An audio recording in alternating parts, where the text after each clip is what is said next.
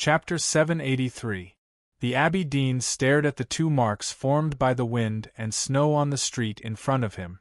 The cold wind blew gently, and the snow attached to the 2 marks peeled off and flew away, leaving only the marks. These 2 marks were transparent and formless, but they had their own sharpness like 2 knives. The 2 marks spread to the side of the street and covered the entire Vermilion Bird Avenue. The meadows and woods felt it and fell down, as if to show their submission and fear. Ning Ke was riding by the lake. The chi of heaven and earth in Chang, uncondensed into 2 invisible marks. They cut the heaven and earth like knives and blocked the snowy street like fences. The 2 marks did not stay still. They moved to the south slowly. The trees on the side of the street collapsed and the snow was blown away. The black ground was exposed and deep gullies appeared on the ground. This was the power of the divine talisman and the God-stunning array. The 2 marks appeared on the Vermilion Bird Avenue and blocked the gap of the God-stunning array, mending the crack on the iron curtain. The Abbey Dean could not deal with the word floating in the snow, even if he was in the distanceless state. The 2 marks could cut the heaven and earth and the interlayer of the chi of heaven and earth. Therefore, the Abbey Dean chose to retreat. He retreated thousands of feet. In a moment, he flew from the north of the city to the middle of the Vermilion Bird Avenue and to the front of the Vermilion Bird. The Vermilion Bird suddenly opened its bright eyes. The lines of wings carved on the stone ground trembled violently, as if it was about to fly, like an eager fledgling. Being eager is stupid after all. The Abbey Dean's right foot landed on the Vermilion Bird's wing. The air on the street was messy and the snow and dust were scattered. With a whine, the Vermilion Bird stopped flying. The Abbey Dean looked up at the other end of the street and squinted. The street was silent. No one was in sight. The simple word came slowly in the wind and snow. A piece of snow fell on Ning Ke's hand and melted into water. It flowed down and wet his sleeve. It was not because of his high body temperature, but because the array-eye pestle in his hand was slightly heating up. He held the array-eye pestle and looked at the lake in front of him. He could see Chang and sense every street and every change of the chi of heaven and earth in the city. The word had flown away, but it was still in his mind. He clearly saw the word appear on the Vermilion Bird Avenue, subdued the winter forest, and forced the arrogant Abbey Dean to retreat. Emo Shanshan came down from the city wall and came to the Yenming Lake. She stood quietly behind him. Her white cotton dress was stained with blood. She was hurt when the Abbey Dean broke the stone array tactics. She did not see the 2 knife marks, but as a talented divine talisman master, she could feel the talisman aura on the snow lake. At this moment, she remembered the 2 sword marks on the moss-covered stones at the bottom of Daming Lake with Ning Quebec. She was so excited that her eyelashes fluttered. The stone array tactics in front of the front gate of the Devil's Doctrine had been broken by Mr. Ku with 2 sword scars. The 2 slashes that Ning Ke had made earlier were very similar to the 2 sword scars, but in fact they were completely different. Ning Ke slashed at the snowy sky. He was not using his blade to cut off all the obstacles in front of him, but to write words with his blade. He and Emo Shanshan were now divine talisman masters, so the words he wrote were divine talismans. He only knew 1 talisman, the 2 talisman. The academy had been waiting for the Abbey Dean in Chang for 7 days, so he had been thinking hard for 7 days. Last night when it was snowing, he had written countless words on the snow. Finally, he had learned another word in the morning. That word was also very simple, like a transformation of 2 characters. 2 horizontal lines separated and scattered, and then casually put together like firewood to form a brand new word. The shape of this word was different from the sword mark left by youngest uncle on the stone at the bottom of Daming Lake. In contrast, it was more direct and tougher. Ning Ke did not know if it was the word he had been looking for, or if it was the word his master Yen Sei had been looking for all his life. But he liked it, because it was called E. It meant to govern, stabilize, and cut grass. The word looked like a cross. If it appeared on the Academy's test paper, it meant a mistake. If it appeared on a road sign, it meant that no one was allowed to pass. The word was very suitable for the Abbey Dean, who was walking like an immortal in Chang'an. Because Ning Ke wanted to stabilize the city. He wanted to stop the Abbey Dean from passing. He even wanted to cut off his enemy's head like cutting grass. The most suitable was the best. When the talisman of Yi floated up from the bottom of the Black Ocean in Ning Ke's mind, he even thought that he had been blessed by his master from heaven. A divine talisman was not enough to resist the invincible Abbey Dean. Otherwise, the vermilion bird would not have cried. But Ning Ke now had the entire Chang'an. He could mobilize almost infinite qi of heaven and earth. This meant that he could cut out a divine talisman with his blade. As long as his arm was not numb, he could cut out countless divine talismans. Those divine talismans were like countless needles and threads. They sewed up the crack of the God-stunning array and blocked the Abbey Dean on the snow street. They might even trap him in the divine talismans. Ning Ke suddenly walked into the snow lake. In his perception, the Abbey Dean was the most dazzling light. But at this moment, the light had disappeared. He did not know where it had gone. He had the God-stunning array and could observe everything in Chang'an accurately. Through the battle in the morning, he was sure that the Abbey Dean could enter the limitless state in Chang'an and teleport within a specific range. But he could not directly use the limitless state to pass through the entire Chang'an. Chang'an, which was left to the human world by the headmaster of the academy, had been torn apart by Haotian Taoism after 1,000 years. But the use of the qi of heaven and earth was still beyond the scope of the human world. If the Abbey Dean used the limitless state to teleport a long distance in the array, he would risk being torn apart by the turbulence of the qi of heaven and earth. Ning Ke believed in his master and the city. So he was sure that the Abbey Dean could not really disappear. The Abbey Dean should still be around the Vermilion Bird Avenue, looking for a loophole in the God-stunning array. He thought of a possibility. If his talisman of Yi was a needle and thread that could mend Chang'an, then it would leave needle holes. Ordinary cultivators could not see these needle holes, let alone use them. But the Abbey Dean was not an ordinary person. The Abbey Dean was a painter who could draw in the needle holes. So he walked into the snow lake to get closer to the Vermilion Bird Avenue. He had to continue writing talismans and sewing them tightly to keep the Abbey Dean where he was. But there was a problem. Ning Ke stopped and turned to look at Emoshanshan. He asked, "Where should we cut next? Or where should we write the next character?" This was a very important question. It was ridiculous that he could not even figure this out at such a critical moment. Emoshanshan did not laugh. She held the other end of the array eye pestle that Ning Ke handed over. Feeling the warmth from her palm, a completely different world appeared in front of her. It was the God-stunning array and also Chang'an. It was not the real Chang'an. Or rather, this was the real Chang'an. Emoshanshan took out her glasses and put them on the bridge of her nose. She looked at the snow lake and the Chang'an in front of her. After thinking for a while, she said tentatively, "I think it should be here." She pointed to a lotus on the snow lake. "Although it is not much, I am still writing, which means I am still alive. It will not be like this in March. I will definitely write more in April. Of course, all this is based on the premise that I am fine. To be continued. If you like this work, please come to Chidian. Come to vote for me. Your support is my greatest motivation." Chapter 784. Emoshanshan's lips were very red and thin. When they were pressed together, they looked like the rouge paper in a girl's boudoir. Her thin and long eyelashes trembled slightly in the cold wind of the lake. There was a thin layer of frost on their surface. When she put on her glasses and covered her eyes, the frost gradually melted like the light and shadow in her eyes. The round glasses and her soft and round face made her look very cute and interesting. Her eyes fell on the snow lake and saw a broken lotus. She pointed at it. The broken lotus was a small alley in the city. Behind the alley was a small pond and a market.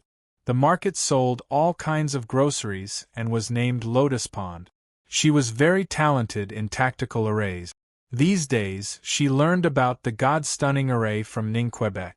At this time, holding the array eye pestle, she could see Chang'an City clearly. That broken lotus. Maybe it was a guess, but Ning Ke was willing to believe it. He looked at her beautiful face and the cute glasses and remembered that he gave them to her at Lank Temple. But he also remembered that Sang Sang was sitting in the carriage at that time. He held the pedal and slashed forward. 2 sharp knife lights cut the reflection in the glasses, cut the untraceable memories, cut the wind and snow, and cut the broken lotus. The market at Lotus Pond sold groceries or cheap goods. It was not far from Vermilion Bird Avenue. In the past, it was noisy and the peddlers' shouts started in the early morning. Today, because of the imperial court's strict order, and because an immortal had entered Chang'an City, everyone stayed in their homes. So the market was very quiet and no one could be seen. Suddenly, there was a gap in the eaves of a house in the market. With a cracking sound, broken tiles fell and smashed the snow on the ground. But the house did not collapse. There was also a very straight gap in the wall of the warehouse about 200 feet away. The sheepskins stored inside flowed out like organs and piled up on the ground. There was nothing in the air above the market, but the falling snowflakes moved away in all directions. It was as if there was an invisible existence there that prevented anything from entering that area. 2 dark and bottomless holes appeared on the snow-covered ground, which seemed to lead to the abyss. The 2 knife marks came from the Yenming Lake. With the power of the God-stunning array, they reached the Lotus Pond in a flash. The saber mark was invisible to the naked eye, but the power of the saber mark was clearly displayed through the destruction of the market square. That character, that talisman, could not be seen in the market. The snowflakes drifted down and then dispersed. The eaves had collapsed, and there was a hole in the ground. If someone were to look from afar, they would be able to clearly see the 2 exaggerated crisscrossing knife marks and the word E. A soft but clear sound rang out in the wind and snow. It was the sound of clothes being torn apart. A piece of green cloth slowly floated down from the sky and landed on the ground. The Abbey Dean showed himself and looked into the distance with an indifferent expression. No one knew what he was thinking. His green Taoist robe was fluttering in the snowy wind. The front part of his robe was missing. In the next moment, he stepped into the snowstorm again and disappeared without a trace. Ning Ke and Mo Shanshan had already walked across the snow lake and arrived at the north bank of the lake. The 2 of them held the 2 ends of the array eye pestle, looking like playmates who did not want to be separated. An unhealthy blush appeared on Mo Shanshan's white face. Then she coughed and pointed to the weeping willow by the lake. It was cold in winter, and the green willow catkins in summer had long dried up. They hung weakly in the cold wind and looked particularly decayed, like a frozen snake. Ning Ke wielded his knife again. 2 knife marks cut the weeping willow by the shore into pieces. Then he tore through the wind and snow and escaped into the world, heading to another place in Chang'an. It was a side alley beside the Vermilion Bird Avenue. The alley was very ordinary, no different from the thousands of narrow alleys in the city. There was a common well at the entrance of the alley. The edge of the well was covered with fluffy snow, like a snow-ring dessert. 2 knife marks came to the entrance of the alley. The talisman of E extended around with the help of the whole city. The accumulated snow on the edge of the well suddenly left the bluestone and floated in the air. It looked very strange, but in the eyes of innocent children, it was more like a dessert. With a light snap, the snow ring suddenly broke in the middle and became a straight snow rope. The rope made of snow blocked the entrance of the alley. The narrow alley was quiet and the falling snow was silent. Only when the wind came out of the alley could it be heard occasionally. A foot appeared in the wind and snow. The foot was wearing a cyan cloth shoe. The foot stepped on the snow rope and kicked out. It was a very simple kick, but it seemed to kick down Min Mountain. It was easy to hang upside down. The snow rope collapsed and broke into pieces. The Abbey Dean used the recoil force to float back and avoid the 2 knife marks. The wind and snow fell lightly. His feet landed deep in the alley. He finally raised his eyebrows. Mo Shanshan followed Ning Kai into the courtyard on the north bank of Yanming Lake. This was the first time she walked into Ning Kai's house. Ning Kai's mood changed and he became more silent. He walked along the old path of the plum garden, past the flower hall, and came to the front room. He saw many old things and remembered many old things. Then he looked up at the slightly deformed beam with an inexplicable expression. Back then, Chen Pippi saw Yi Hongyu jump into the air and hit the beam of the room hard. Later, when Xia Ho came here, the beam suffered a great deal of torture. But the beam still supported the house and did not collapse. Don't tell me you want to cut it here. I really don't want to. He looked at the beam and said. Mo Shanshan looked out of the hall. There was a pot of wintersweet there. It was especially lush and wild because no one had trimmed it. She asked, "How about cutting it here?" Ning Kai said with a smile, "Yi Hongyu likes these plum blossoms. Sang sang and I don't care." After saying this, he waved his knife and cut the wild plum blossoms into countless pieces.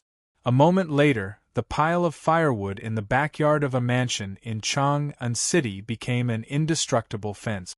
A cyan robe was almost trapped by the fence and then cut into pieces like the plum blossoms. Ning Kai and Mo Shanshan walked all the way, cutting all the way. Cutting the knife meant writing and writing talismans. He cut out countless divine talismans with his padao to replace the damaged array intent along the Vermilion Bird Avenue. He also borrowed the endless aura of heaven and earth in Chang'an City to block the Abbey Dean outside the palace. The 3 from the academy sat beside the ruins of the southern part of the Vermilion Bird Avenue. They felt the changes in Chang'an City and the sharp talisman intent that appeared and disappeared in the side alley of the marketplace. They had complicated emotions on their faces. Youngest brother had not fixed the god-stunning array yet.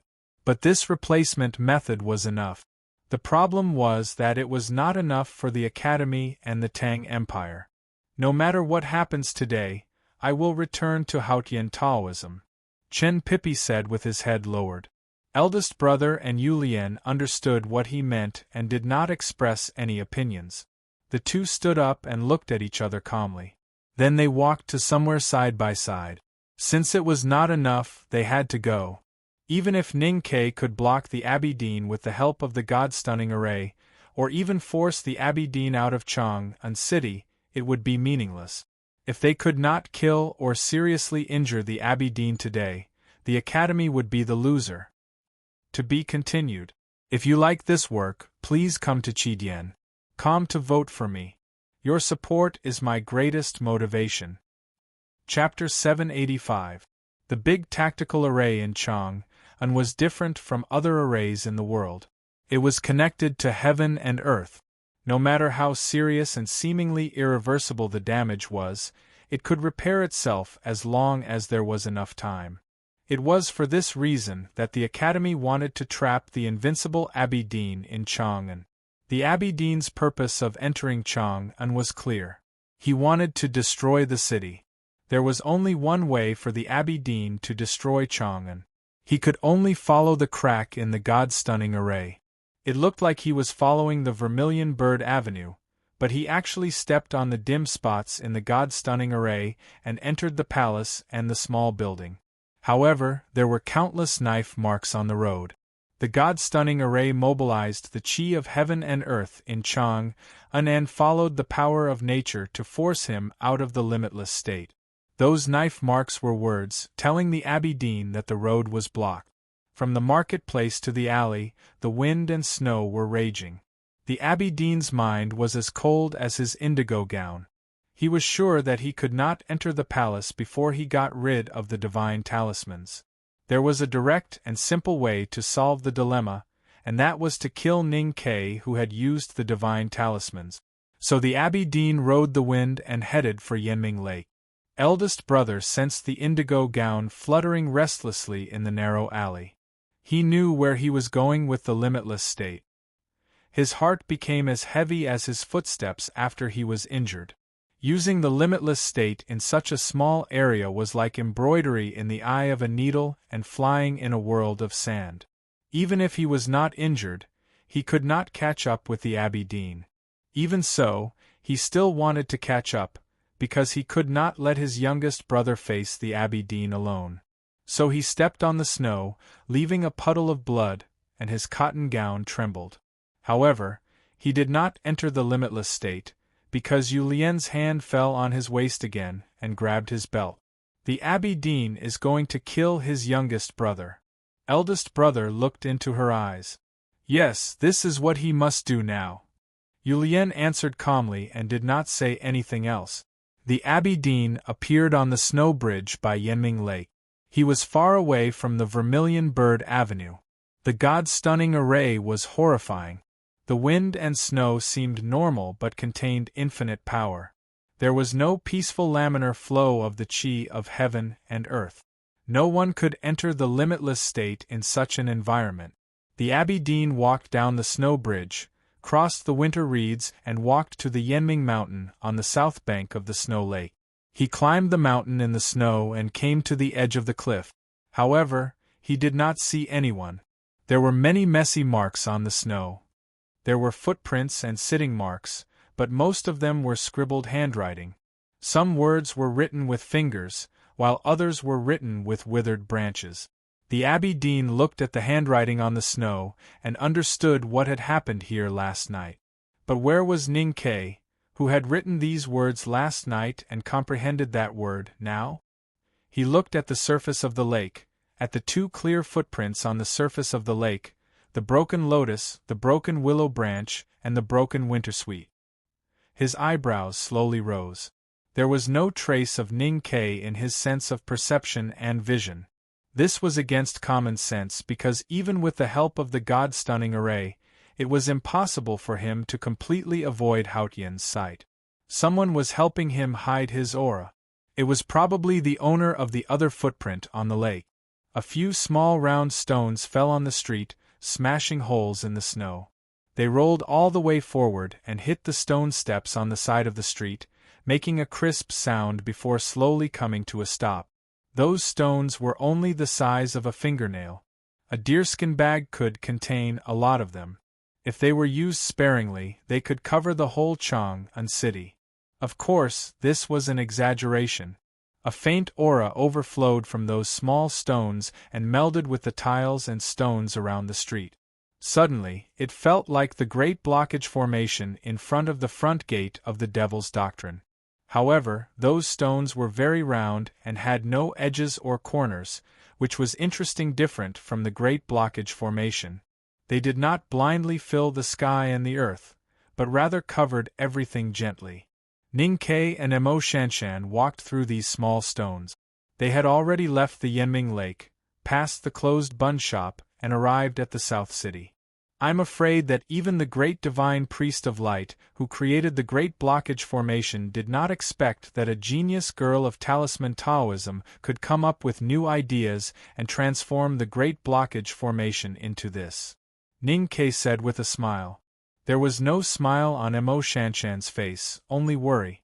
What should we do next? Ning Kei said, the current situation seems complicated, but it is actually very simple. With the Abbey Dean's wisdom, I'm afraid that he has already figured out a way to break the situation. Now he is coming to kill me. Mo Shanshan said, the Abbey Dean can also leave Chang'an City. Ning Kei said, the Academy does not want him to leave unscathed. An invincible powerhouse outside Chang'an City represents the failure of the Academy and the Tang Empire. Fortunately or unfortunately, the Abbey Dean himself does not want to leave Chang'an City, because this is the best opportunity for him. Mo Shanshan looked at the tip of the shoes that kicked out the hem of her cotton skirt from time to time. She wanted to say something but stopped on second thought. Ning Kei knew what she was thinking and said, eldest brother naturally wants to save me, but third sister will definitely not let him come, because it is meaningless. Emo Shanshan looked up at him and was somewhat puzzled. Unless I can trap the Abbey Dean with the god-stunning array, or find a way to choose the Abbey Dean from the world of Haotian, Third Sister will not do anything. I won't blame Third Sister, because if it were me, I would do the same. The Academy only has one chance, so we must cherish it. Ning-Ke said, Now I have to hide myself first, and then find the places where his footsteps fall. I hope I can trap him to death. Let's see who can be faster. Emo Shanshan did not say anything more. She stretched out her index finger and pushed up her glasses. Looking at a quiet alley in front of her, she said, Write it here. Ning-Ke looked at the alley and raised his knife again. The knife mark disappeared with the wind and snow, leaving no trace, just like the flash of complex emotions on his face. There used to be 2 mansions in this alley, one for civil affairs and the other for military affairs. One was the official of council's mansion, and the other was the Xianwei general's mansion. One was his, and the other was hers. In a mansion, an old house covered with cobwebs and dust collapsed. Ning-Ke heard the sound of the house collapsing, but he did not look in that direction. He continued to walk forward with his knife in hand. Emo Shanshan followed beside him, throwing stones on the street. From Yanming Lake to Southern City, and then to Eastern City, the two fell and threw stones along the way, avoiding the Abbey Dean's eyes and looking for a way to trap the Abbey Dean to death. The second floor of the building of Pines and Cranes collapsed, and the plaque of Chinjinji Cosmetics store was broken. Ning-Ke no longer needed Emo Shanshan to point out the direction. He held one end of the array-eye pestle and sensed the indigo robe floating in Chang'an City. He recalled the black umbrella that passed through Chang'an City years ago, and kept chopping. Finally, he returned to the familiar Lin 47th Street. He pushed open the closed wooden door of the old brush pen shop, looked at the long-lost calligraphy on the wall, and walked to the backyard. He took out his padao and chop. A shrill cat's cry came from the wall, and the snow was kicked everywhere by the cat's feet. The well in the small courtyard broke, and the wall collapsed. To be continued. If you like this work, please come to Chidien.com to vote for me. Your support is my greatest motivation. Chapter 786. Aunt Wu's shouts and Boss Wu's scolding came from next door.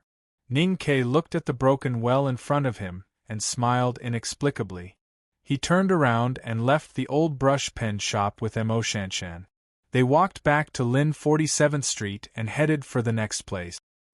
He and Emo Shanshan walked in the streets like tourists who came from afar to appreciate Chang'an. They looked calm, but they knew that the current situation was very dangerous. The Abbey Dean still had the initiative. When the Abbey Dean felt that the god-stunning array could threaten him, he could easily retreat. But Ning-Ke could only wait passively. He avoided the Abbey Dean's gaze in Chang'an. He felt that the Abbey Dean was getting closer and closer. He needed help. Fortunately, there were many people along the way. Chang'an was very quiet in the morning. Few houses had smoke, and no one went out to sell hot and sour sliced noodle soup. Everyone was vigilant and uneasy at home. It was like a calm sea, but it was still a sea. Ning-Ke walked in the sea and hid his position with the help of the aura of the sea. The Abbey Dean's figure appeared again. He looked at the wind and snow. His cyan Taoist robe was badly damaged. There were even some wounds on his arms, but no blood flowed out. The talismans of Yi appeared more and more. The cracks in the god-stunning array were gradually mended. The most important thing was that knife marks appeared one after another in the deepest places. Looking at the direction of the old brush pen shop, the Abbey Dean showed an admiring expression and said, I didn't expect that you could figure out the origin of everything so quickly. It's a pity that it's too late. Ning-Ke walked leisurely in the snow to find the place where the knife had fallen. But there was some sadness in the depths of his eyes. Occasionally, he would sigh about the past. Emo Shanshan's knowledge of fighting was taught by Ning-Ke in the wilderness. She knew how cold and calm he was in battle. So she felt that his behavior was a bit strange. In such a tense battle, it was very unreasonable to sigh about the vicissitudes of life.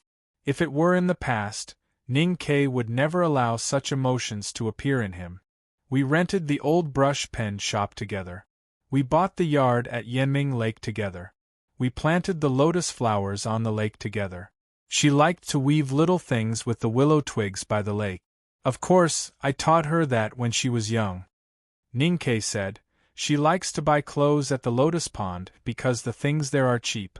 She only agrees to order noodles at the building of pines and cranes when she is happy. No matter whether she is happy or not, she likes to buy cosmetics at Chenjinji Cosmetics Store. These are all places she frequents. Mo Shanshan didn't know why he was talking about this. She connected it with the broken lotuses, willows, horizontal boards, old wells and old walls along the way, and vaguely understood something. Now, most of the traces we left in this city are basically gone. Ning Ke looked at the brothel ahead and said, but it's a pity. Mo Shanshan asked, why are you doing this? Ning Ke said, these days I have been thinking about a question. What method did Haotian Taoism use to tear a crack in the God-stunning array? He Mingchi is good at scheming and hiding, but his state is too low. Even with the Abbey Dean's guidance, he can't do it. I once guessed that Haotian Taoism used 1,000 years to come up with some method, but after seeing what the Abbey Dean did after entering the city, I found that he didn't have this ability. I can't understand the origin, so naturally I can't think of a way to repair it.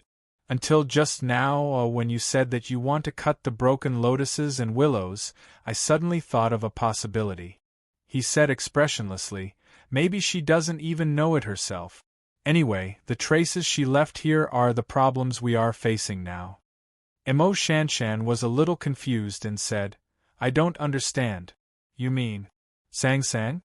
Ning Ke said, yes, Sang Sang. She is a part of Haotian. In a sense, she is Haotian. This city was used by the headmaster to deal with her.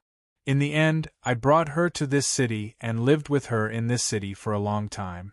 Intentionally or unintentionally, she has done many things. Mo Shanshan was very shocked and said in a trembling voice, this is just a guess. Ning Ke didn't continue to discuss this issue. Looking at the brothel in front, he said, only by cutting off all the traces and aura she left in Chang and City can we hope to repair the God-stunning array completely. But if we knew that we had to cut off the past today, why did we come to Chang on that day? After saying this, he smiled bitterly. Mo Shanshan looked at his expression and somehow felt bitter in her heart. The two of them held the array eye pestle in their hands. It seemed that they were holding hands, but actually it was not. The chicken soup calligraphy table in the House of Red Sleeves was cut into a pile of useless firewood. Ning Ke took Mo Shanshan to the Chow Mansion on the Spring Breeze Pavilion 2nd Street. The Chow Mansion was heavily guarded. Mr. Chi led dozens of the Fish Dragon Gang's best fighters to guard every corner of the garden. Lindsay was holding the child in his arms and humming a forest song in a low voice. There was a table of mahjong in the front hall. Old Master Chow took a bad tile but couldn't hold it. When he was about to place his next tile, he saw Ning Ke walking in and quickly pushed the tile in front of him down. We have a guest. Stop playing. Sitting next to Old Master Chow was the prefectural magistrate of Chang and City, Shangguan Yangyu. His eyes were sharp and he saw Zhang Wanzi mixed in the tiles. His heart was suddenly bleeding, but he had no choice but to stand up and greet Old Master Chow. Ning Ke said, nothing else. I just came to say goodbye. He bowed to Old Master Chow and said, I may leave first. Old Master Chow didn't respond, but the Grand Secretary Xing Jing and his wife, who were sitting next to the table, suddenly changed their expressions. Mrs. Xing said worriedly, be careful. Father-in-law, mother-in-law, please rest assured. Ning Ke bowed deeply and left the Chow Mansion with Mo Shanshan. Old Master Chow said, it seems that your son-in-law is going to marry a new wife. Mrs. Xing spat. Then there was silence. No one was in the mood to continue joking. Everyone in the hall guessed why Ning Ke made a special trip to the Chow Mansion. His only family in the human world was here. I thought I had found the character, but I didn't find it until now. But I have seen the character, but I can't read it, so I can't write it. It's a pity that I realized it too late, or I could have fixed the god-stunning array. It's a pity that the character was so deceptive, or I could have tried to kill him now. It's a pity that Chang'an is so big that he still saw me. Ning Ke looked at the other end of the long street where the wind and snow were dancing. The figure of the Abbey Dean appeared in the wind and snow. To be continued. If you like this work, please come to Chidian.com to vote for me. Your support is my biggest motivation. Chapter 787. It had been snowing since last night. Chang'an had turned into a black and white cloth, embroidered with palace eaves, Taoist temples, lakes, and mountains. One of the roads was foggy and gloomy. Ning Ke placed a lot of needles on that area and sewed it tightly. He wanted to sew up those cracks or embroider a new flower so that the dimmed area could regain its brilliance. Unfortunately, he realized it too late. He didn't place enough needles. The Abbey Dean could always find a place to stand and saw him before he fixed the god-stunning array. Ning Ke and the Abbey Dean saw each other from afar, separated by a long street that was covered by wind and snow. The Abbey Dean had been injured while walking through Chang'an. His Taoist robe was stained with blood, but he didn't fall. They didn't meet, but they had already met. The moment they met, the winner had been decided. Ning Ke knew he had lost. Mo Shanshan glanced at him and scattered the stones in the deerskin bag on the street. Then she left. He took the array pestle and held the hilt tightly. If it was in the past, he would have left immediately once he was sure he had failed. But he didn't do that today. It had nothing to do with courage, but confidence. Because he believed that he could win in the end. Because he was in Chang'an. The Abbey Dean glanced at the other end of the street through the snow and wind. The array pestle in Ning Ke's hand suddenly became extremely hot. The place where his palm touched the pestle made a sizzling sound, with green smoke and a pungent smell. This was the first time Ning Ke and the Abbey Dean had really touched each other since the morning. Only with the power of the god-stunning array could he not be controlled by the Abbey Dean's eyes. The power of the god-stunning array spread to the street through the array pestle, protecting his body and mind. The array pestle was a passage, which had endured an unimaginable amount of aura of heaven and earth, and rapidly heated up. This kind of burning pain not only fell on his palm, but also fell on his heart. But he still looked calm and said nothing. Since it was hot, he could fight. Even in Chang'an, you are still too weak. The Abbey Dean's voice came from more than 10 miles away, which couldn't be covered by the snow and wind. Ning Ke looked at the other side of the wind and snow and said, "In Chang'an, I know everything, so you have never been able to catch up with me. Now I want to try and see if I can be omnipotent." As soon as he finished speaking, he drew his saber and slashed down. The psyche power in his sense of perception overflowed and spread to all directions of Chang'an and through the array pestle in his hand. It came to the houses in the 365 streets and alleys in the eastern city, to the green bricks and old stones that had weathered countless years of wind and rain, to the 5 lakes in the western city, and to the pavilions and terraces. An ancient and desolate aura spread out from the cracks between the bricks, slowly rising from the depths of the lake covered in ice and snow, and from the depths of the foundations of the pavilions and towers. The old beams creaked, and the limestone slabs produced dust that had accumulated over the years. The hot springs that gushed out from the bottom of the 5 lakes became hotter and hotter. Countless pearl-like bubbles gushed out, and the fish desperately fled in the boiling lake water. If you go, you come back. The god-stunning array sensed the summoning of the psyche power from the array pestle and returned the boundless aura of heaven and earth to the Vermilion Bird Avenue, to the front of him, and to the front of his blade. Ning Ke chopped the city out with one chop. On the snow street there were countless slash marks. With a sizzling sound, they broke the walls and cut the ground. These slash marks were in pairs, and each pair was a powerful divine talisman. These slash marks condensed the aura of heaven and earth of Chang and were extremely powerful. Each slash mark was above the 5 states and blocked the entire Vermilion Bird Avenue. The slash marks were like cutting grass, and killing people was like cutting grass. The eaves and walls were broken, the beams were broken, and the stones and gravel were all shattered. Everything it touched was like withered grass. The slash marks came with the city. The Abbey Dean's indigo robe trembled slightly, and then he disappeared. A slash fell on the street, and with a crisp crack, the limestone slabs were broken. The air on the street was also broken. The Abbey Dean fell back on the street, stepping on the snow. A wound appeared on his left leg. He looked at it, and the bleeding stopped. The wound was as white as jade. Countless slash marks came from the other end of the long street more than a dozen miles away. The Abbey Dean disappeared again, and performed the limitless technique in a small space. The slash marks made by Ning Ke carried the aura of Chang, and cut him out from the interlayer of the chi of heaven and earth. The Abbey Dean disappeared and reappeared from time to time. When he reappeared, he was at the entrance of the alley, at the workshop gate, and in the shabby yamen. He was like a divine elephant.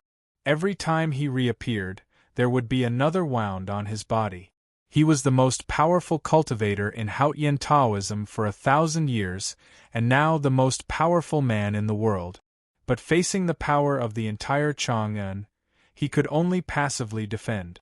Ning Ke wanted to know if he could be omnipotent in Chang'an. At least for now, he seemed to be. The Abbey Dean was cut out from nothingness by the slash marks again. There was a tiny wound on his forehead, right at the end of his eyebrow. The broken eyebrow was like a broken dike, and blood slowly flowed out from the thin line like water overflowing the dike. He looked at the other end of the long street, and his expression gradually became solemn. He suddenly raised his palm and slowly brushed it down in front of him, like an ancient Buddha brushing his face to show his sorrow, or like the face-changing tricks in the Song Kingdom's ancient plays. He wanted to erase the face. The Abbey Dean's slowly falling palm did not erase the blood, nor did it turn the thin line wound into a golden line. It only added a layer of frost to the broken eyebrow and eyelashes. An aura of quietus shrouded his body. At the other end of the long street, another slash came through the snow. The cold wind came first. The Abbey Dean's green sleeves fluttered, and his body expanded in the wind, as if he had become countless times bigger, and was about to break through the sky. In fact, he was still standing on the street, and he was still an ordinary Taoist. But his body gave off an aura as vast and boundless as the sea. Ning Ke's slash marks arrived. They arrived at Chang'an. The aura of heaven and earth changed violently. In the wind and snow on the Vermilion Bird Avenue, there seemed to be countless people crying. In an instant, he was hit by dozens of slash marks. Ning Ke's slash marks were all above the 5 states, and had the power to cut mountains and break rivers. But the Abbey Dean was already quietus. He was emotionless and senseless, without pain or fear. Ning Ke's talisman had the power above the 5 states, and it carried the power of the God-stunning array. On the Vermilion Bird Avenue, it was like the raging waves on the sea of the kingdom of song. But the Abbey Dean was already boundless. Both his aura and his body were as vast as the ocean. No matter how powerful the slash marks were, they could only cut a person who did not feel pain. No matter how horrifying the raging waves were, they fell into the ocean and were just a corner of the picture. Quietus and boundless. The Abbey Dean used 2 powers above the 5 states at the same time, and made the 2 become a perfect combination. The wind and snow calmed down again. The Abbey Dean walked forward calmly. Ning Ke's slash marks only left some tiny marks on his body. Some of his eyelashes fell, some of his clothes were cut, and some of his cloth shoes were cut. Other than that, there were no other wounds. Ning Ke looked at the approaching Abbey Dean and said, "So you are a flying ant. I wish everyone a happy holiday. To be continued. If you like this work, please come to Chidien.com to vote for me. Your support is my greatest motivation. Chapter 788. At the bottom of the giant sinkhole in the western wilderness lived many serfs. They served the monks in the Xiankong temple and maintained the existence of that society. In Haotian's eyes, human beings living on the ground were actually serfs. They were like ants, repeating their boring lives without complaint. However, there were always some unique ants in the ant colony who, for various reasons or no reason, decided to temporarily look away from the rotten leaves and soil to the blue sky.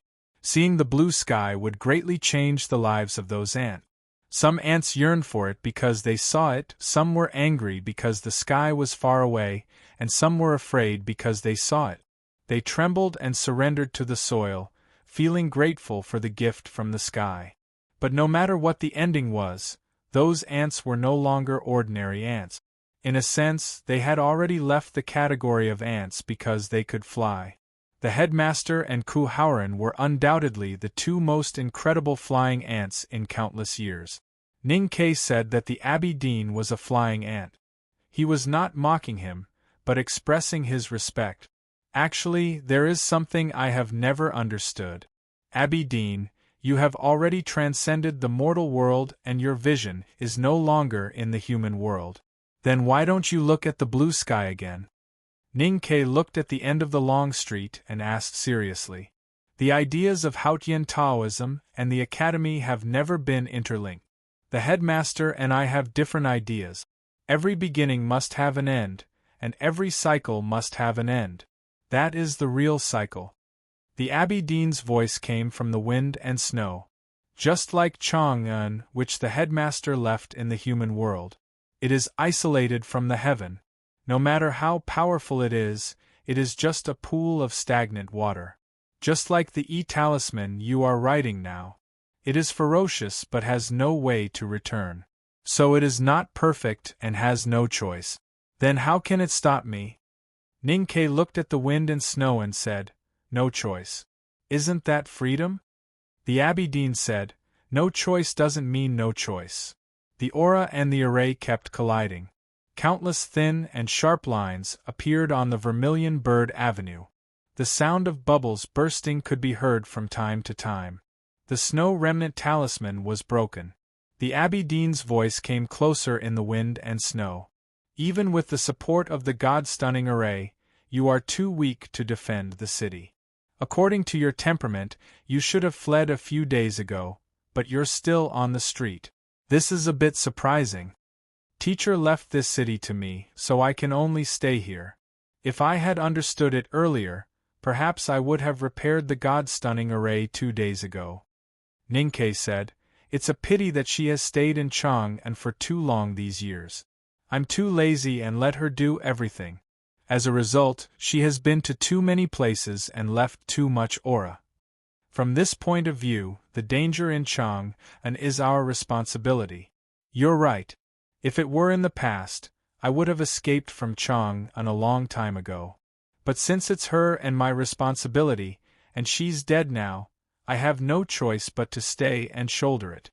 Because she's my wife, I have to pay for it. The Abbey Dean knew who he was talking about and said, even though you know you can't defend it? Because we know we have to defend. Even if we know we can't defend, we still have to defend. Ning Ke said, this is my Ji-shou. After saying this, he looked at the figure in the wind and snow that was getting clearer and clearer.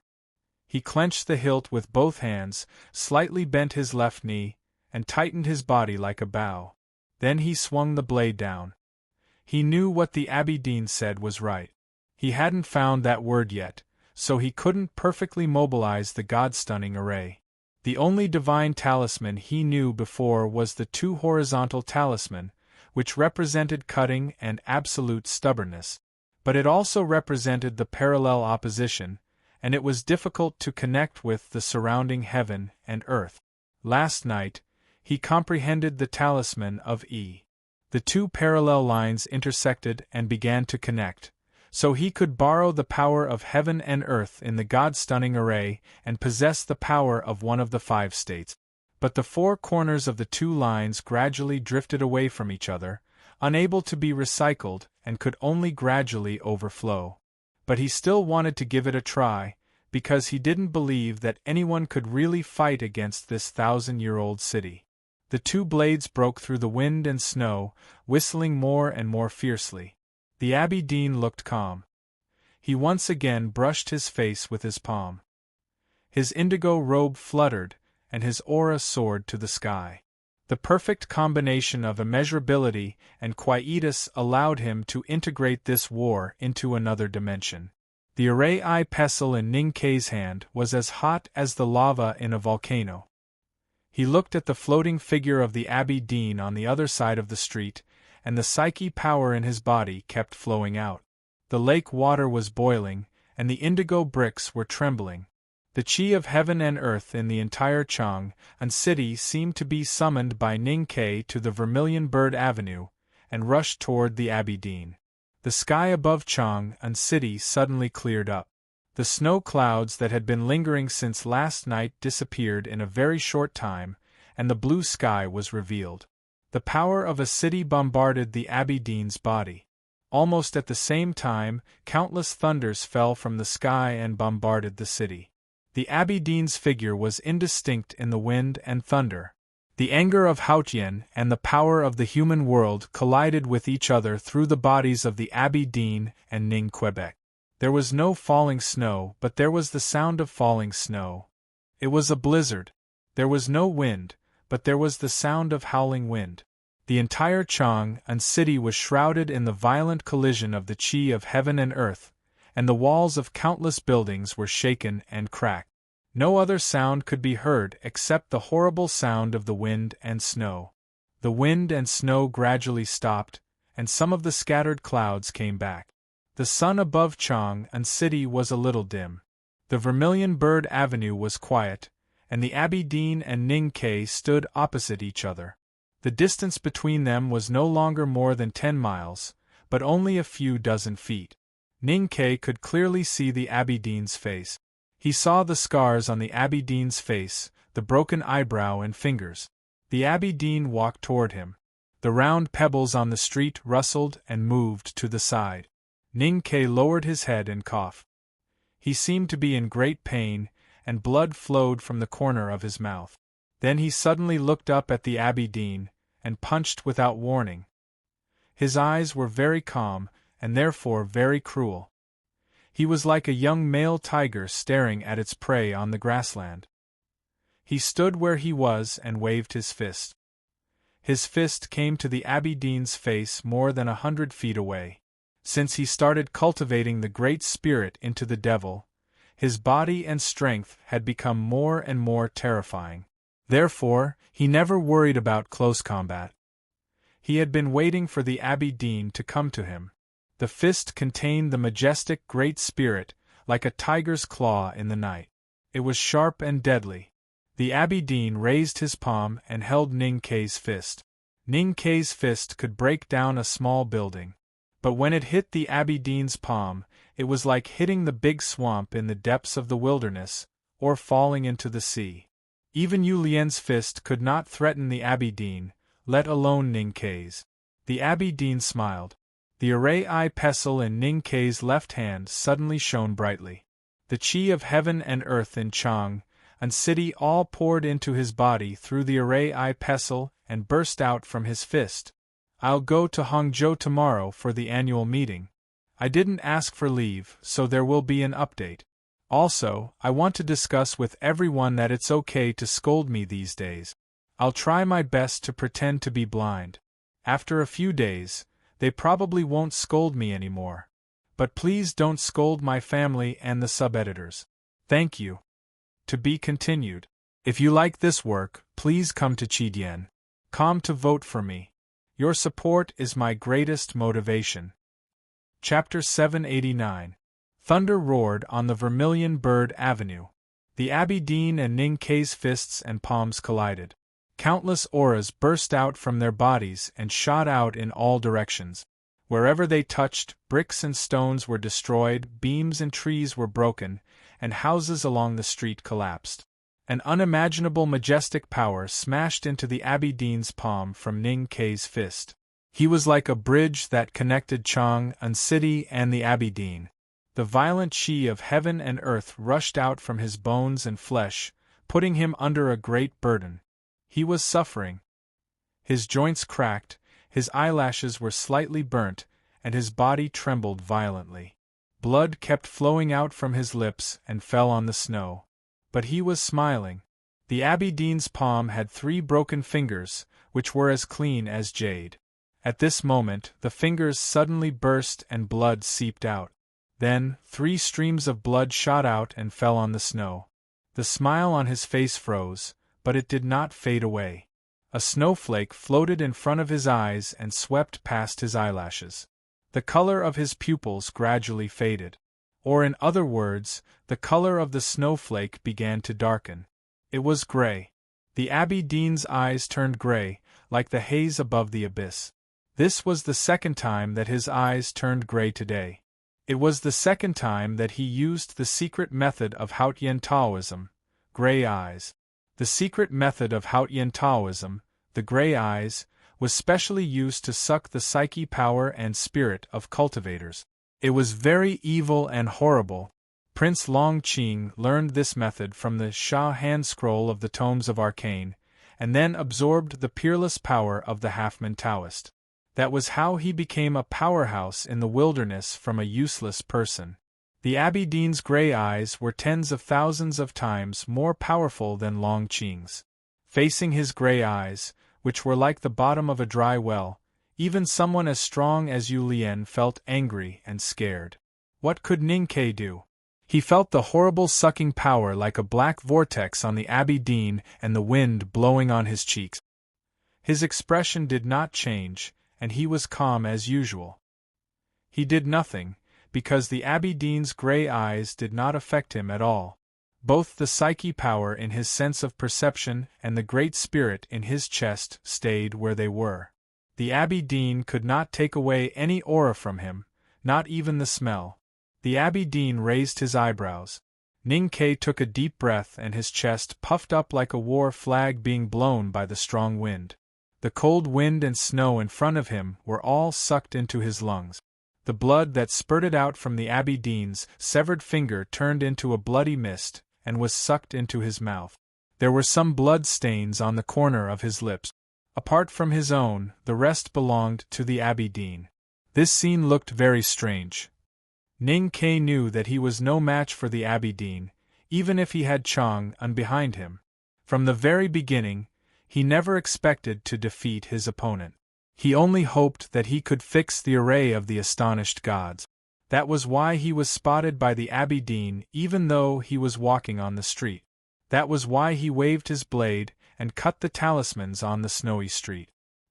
He fought from afar and only wanted to keep the enemy more than 10 miles away. All these signs clearly showed his fear, which could not escape the Abbey Dean's eyes. Therefore, the Abbey Dean smiled calmly and approached him step by step. In fact, this was exactly what Ning Kei needed. In a large-scale battle with the city of heaven and earth as the battlefield, he could not find any chance to defeat the Abbey Dean. On the contrary, if he was close enough, he might find a glimmer of hope in despair. Because he was good at close combat. After joining the devil, his body was as hard as stone and he had terrifying strength. Most importantly, he had the array-eye pestle in his hand. In the morning, he saw the battle between the Abbey Dean and Third Sister by the Yanming Lake. The gray eyes was a secret skill of Haotian Taoism. But Ning Kei knew this skill very well because he had fought with Long Qing outside the Red Lotus Temple. The gray eyes came from the practice of Taotai of the Devil's Doctrine. The practice of Taotai had been lost for a long time. After Lotus died, there was only one person in the world who could use the practice of Taotai. That was Ning Quebec, and only Yi Hongyu and Sang Sang knew about it. So he had been giving the Abbey Dean a chance to get close. He was waiting for him to get close. Looking at the Abbey Dean calmly walking toward him, he was nervous and expectant. Seeing the Abbey Dean's eyes turn gray, he became excited and happy. The gray eyes had no effect on him. His Tao Tai began to be released. Like the greedy monster in the legend, it desperately swallowed everything in front of it. The cold wind filled with snowflakes and the mist of blood entered his mouth. At this moment, he seemed to have become a flesh-eating beast, sucking the Abbey Dean's blood and psyche power and spirit desperately. He even forgot to breathe. A faint red passageway appeared between him and the Abbey Dean. The Abbey Dean's abundant psyche power and spiritual aura quickly disappeared through the passageway and entered his body. Ning Kei's face was flushed, like a drunken man or the morning glow. His eyes were as bright as a golden pond, which was about to swallow the figure of the Abbey Dean. He clearly felt that a pure and clean aura, like water, kept flowing into his ocean of qi and mountain of snow, cleansing his body. He knew that was the most essential aura of the Abbey Dean. The practice of Tao Tai was far more powerful than the gray eyes. Once it was used, it was almost irreversible. Ning Kei looked at the Abbey Dean, who was close at hand, and smiled. It seemed that he was about to usher in an impossible victory. However, in the next moment, his smile stiffened. Because the Abbey Dean was still smiling. The Abbey Dean's spirit and psyche power were disappearing at a terrifying speed, but he was still smiling. His eyes were no longer gray, but as calm as a lake, with a hint of mockery. His smile was still calm, as if he knew all the changes in the world. Ning Kei suddenly felt that the water-like aura turned into ice. It was not just a psychological change, but something that actually happened in the objective reality. The aura that washed his snow mountain, ocean of qi, and bone marrow like clear water suddenly turned into ice. Now it turned into countless ice shards and snowflakes, covering every part of his body. It was not because of the practice of Tao Tai that the Abbey Dean's aura changed. It was because another aura of the Abbey Dean was swallowed into his body. It was an aura of absolute quietus. Heat was a kind of movement. Coldness was the reduction of the intensity of movement. Quietus would bring absolute coldness. Looking at the Abbey Dean, Ning Kei knew that he was wrong. Any fighting awareness was meaningless in front of a huge gap in strength. Even if he used Tao Tai to fight back the gray eyes, he could not fight back as long as the Abbey Dean gave him a wisp of quietus above the 5 states. His body suddenly became stiff and cold, and he could not move. The snow fell on his face, as if it would never melt. His sense of perception began to freeze. His body and mind became a cold and dead world. He was connected with Chang'an, but he still could not break this world of quietus. Even the whole Chang'an city began to freeze. I was on the way today. I took a plane to a train and arrived in Hangzhou at night. I wrote this chapter last night. I hope the journey is smooth and not too tiring. To be continued. If you like this work, please come to Chidian.com to vote for me. Your support is my biggest motivation. Chapter 790. The sky was clear for thousands of miles, but snow suddenly fell. This was what it meant to be 10,000 miles of snow. Heavy snowflakes flew in the air like ashes after burning reeds. They occupied the entire sky and covered the color of the blue sky. The temperature in the city dropped sharply. The icicles on the eaves were so cold that the lake was cracking. The water in the well at the entrance of the alley began to freeze. Ning Kei stood in the wind and snow. His black academy uniform was covered with thick snow. He was like a bridge made of snow that could break at any time due to the weight of too much snow. In this battle, he was the bridge. Chang'an City used his blade to attack the Abbey Dean. At this moment, the Abbey Dean's quietus was swallowed by Tao Tai and entered Ning Kei's body. Through the array-eye pestle, the quietus was magnified or concretized and covered Chang'an City. The coldness of the snowflakes penetrated the thick academy uniform and reached Ning Kei's skin. The frost on his eyelashes and the snow on his face were so thick that he looked like Sang Sang when she put on makeup for the first time. It was so cold that all movement stopped. Ning Kei, who was occupied by the quietus, felt like he had fallen into the deepest ice cellar. He was so cold that he couldn't tremble or breathe. Even his mind was about to be frozen. He was frozen like the well at the entrance of the alley. At this moment, only the drop of crystal-clear liquid in his abdomen was still rotating slowly, although it had become extremely slow and could stop at any time. The aura of the drop of liquid had the pride of breaking through all restraints, whether it was coldness or quietus. At this moment, his sense of perception had become an ocean covered with ice and snow. Only a fragment was still shining in the bottom of the muddy sea. It was unwilling and violent in the face of the coldness falling from the sky. Ning Kei's great spirit was inherited from youngest uncle, and his fragment of consciousness was inherited from Lotus. Both of them were at the peak of their era, and both of them could compete with the Abbey Dean. At this moment, he was in the greatest danger of his life. At the moment when he was closest to death, the great spirit and the fragment of consciousness that had saved him countless times broke out again. Ning Kei suddenly began to tremble.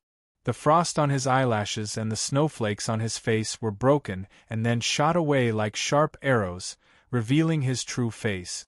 A mouthful of blood spurted from his lips and dripped down. The blood was very turbid because there were many blood ice particles that had been frozen by the low temperature. The murky blood dripped onto his clothes and onto his left hand. The array-eye pestle suddenly became hot after being splashed with the blood. The blood evaporated into steam and blew past his face. Ning Kei let out a cry, appearing to be in extreme pain. The ice armor on his black academy uniform was shattered, like snow being brushed off a stone bridge, revealing his true appearance. He suddenly opened his eyes. His hands trembled slightly as he exerted his strength to break through the ice and snow. Then, he let go of the saber. He had to seize this moment of awakening. He held the two ends of the array-eye pestle with both hands and swept it horizontally in front of him in the snowstorm. Two lines were drawn in a single sweep, two perfectly parallel lines. The fierce talisman intent suddenly burst out in the wind and snow. Two horizontal character. Under the cover of talisman intent, Ning Kei stepped on the ice and snow, leaped backward and rushed dozens of feet away. The Abbey Dean had proven that he was invincible. Even though he had a city, he was still no match for him. He had almost died from a single glance. Therefore, all he wanted to do now was to leave. The further he stayed away from the other party, the better. On the Vermilion Bird Avenue, two fierce talisman intents appeared, like two refined sharp blades. The Abbey Dean raised his right arm and pointed with his finger. Know the masculinity and defend the femininity, known as the stream of the world. Know the black and defend the white, known as the style of the world. Know the glory and defend the humiliation, known as the valley of the world. The Abbey Dean used the finger of the world. The finger intent completely ignored the two talismans on the snow street and flew away. Ning Kei was still moving backward, and a bloody hole appeared on his knee. He fell backward, and a bloody hole appeared on his shoulder. After several soft sounds, 7 bloody holes appeared on his body. The Abbey Dean used 7 fingers, which coincided with the will of heaven, to cut off humanity. To cut off one's way of survival. Fresh blood flowed out and stained the white snow under Quebec. At this moment, he could only sit in an extremely ugly posture and had no strength to wield his blade. The Abbey Dean said, "Ingenuity is a small skill." Ning Kei understood that the Abbey Dean was commenting on the previous battle. He had to admit that the Abbey Dean was right. No matter if it was showing weakness or luring the enemy to get close, it was not a great way for a real battle. Your current state is still far from the real great way. No matter how strong your desire is, it can't make up for it, not to mention that you have taken a wrong path. The Abbey Dean walked slowly, and the wind and snow parted him. I have seen your calligraphy. It is different from others. I don't like it, because you don't know how to use a clumsy brush. And that word is too heavy, so you have to use a clumsy brush. Ning Ke raised his arm with some difficulty and wiped off the blood on his chin. He said, "If there is a chance in the future, I will remember your teachings and learn how to use a clumsy brush." "There is no future." The Abbey Dean sensed two figures coming at a high speed in the wind and snow behind him. He knew that they were the powerful senior brother and sister from the academy. He didn't care. The whole city had been frozen by him. What could the people in the city do? Not far from the west of the Vermilion Bird Avenue, there was a plain or even shabby house. It was a common scene in Chang'an. Usually, there would be an old house that had not been maintained for hundreds of years next to an official's office. Prosperity and shabbiness always coexisted, and it was hard to tell whether it was good or bad. This street was called Sanyuanli, where the most common people in Chang'an lived. In a woodshed in the backyard of one of the houses, a young man's angry voice was suddenly heard, accompanied by the sound of slapping the table. "Why only a pot of hot water? Why only a pot of hot water? It's not enough. My mother's feet are frozen, so I can't take a bath. And that guy always has a black face. Who is he showing it to?" The woman was sitting in a pile of bedding, holding a 3 or 4 years old girl. She looked at her angry son with a worried expression and said, "We have a place to live and food to eat. It's good." The young man was wearing a shabby cotton-padded jacket. Judging from his appearance, he should be a country boy. He sat at the door of the woodshed, which was the most leaky. Akiji's face had turned blue from the cold wind. He said angrily, "It's just an extra pot of hot water. How hard can it be?" It was very cold today. Icicles hung on the eaves, and even the heat from the kitchen could not drift far. The young man was worried about his mother's cold feet, so he asked for hot water from the front yard. But he only brought back a pot and was scolded by the young man in the front yard. He was in a bad mood when he thought of what had happened today. At this moment, the door of the woodshed was pushed open. A young man appeared at the door. He was wearing a tight cotton-padded jacket and looked a little relaxed and arrogant. It seemed that he had been hanging around in the streets for a long time. The cold wind came in through the door and the woman began to cough. But she did not care about herself. She hugged the little girl in her arms tightly and pulled the bedding over the little girl. The country boy looked at the city boy angrily, but he clenched his fists and did not dare to make a move. Because the city boy had 2 knives in his hand. One was a chopper and the other was a kitchen knife. I finished writing this chapter in the cafe by the broken bridge of West Lake. I want to argue with anyone who calls me petty bourgeois. It's really not good. The tables and chairs are not good. The shoulders and neck are not good. The wind on the lake is not good. It's good that I wrote it in the afternoon. Ba. I'm looking forward to going home. To be continued. If you like this work, please come to Chidien.com to vote for me. Your support is my greatest motivation. Chapter 791. Since the beginning of the war, the Tang Empire had been burning everywhere. The most tragic place was the northern frontier. The cavalry of the Golden Tribe Royal Court from the wilderness had been fighting with the northern battlefront army. Endless blood had been shed for every ranch and every town. The most tragic place was the eastern frontier. The northeast border military of the Tang Empire had been ambushed by the Yen Army and the Eastern Wilderness Cavalry in the capital city of Qingjing. Although they had made the enemy pay a heavy price, they had no more soldiers to use after this battle.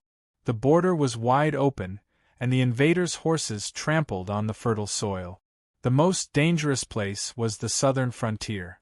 The Qinghe prefecture had rebelled and General Su Shi had died. The southern battlefront army had rushed back from thousands of miles away, but it was too late. The disciples of the academy had fought against thousands of enemies and were all seriously injured. The main force of the West Hill Divine Palace could break through the verdant canyon at any time and enter the central area. The Wei and Si River valleys, the richest and most central area of the Tang Empire, had not been affected by the war yet. The Tang Empire, which was famous for its efficiency, had begun preparing for the worst situation a few days ago. The stored food from all counties had been sent to Chang'an by caravans. At the same time, they had begun to evacuate people. People in the suburbs of the capital had already been evacuated into the city. Although the evacuation was carried out in an orderly manner and the evacuated people were not that miserable, they were still refugees of the war and could not enjoy a good life. Hundreds of thousands of refugees who had entered Chang'an chose to stay with their relatives and friends. Those who had no relatives or friends in the city were forced to stay with the families in the city by the prefectural magistrate. Haichuan County of Tianbao Prefecture was very close to Chang'an. The young man from the countryside, his mother and younger sister were from Haichuan, but they had no relatives or friends in the city. Therefore, they were arranged to stay with a family in Sanyuanli, which was close to the Vermilion Bird Avenue and usually had spare rooms. This arrangement was more appropriate. The young man from the countryside had been living in this family for several days. Every day, he had 2 hot meals to eat. Although he was living in a woodshed, and the master had brought several blankets, he was still living under someone else's roof after all. There were many inconveniences. Who wouldn't miss the hot kong, pickled vegetables, and fatty meat at home? This was the arrangement of the imperial court, and the government had promised that all expenses would be refunded afterwards. At such a critical moment, this family in Chang'an would not have any objections. However, the sudden addition of 3 refugees in their family inevitably made them feel inconvenient, especially the young man from Chang'an, who was even more dissatisfied. The young man from the countryside had long been resentful of the attitude of the young man from the city. He thought to himself that if it were not for the fact that the farmers had been frugal enough to send food to Chang'an, they would have already starved to death.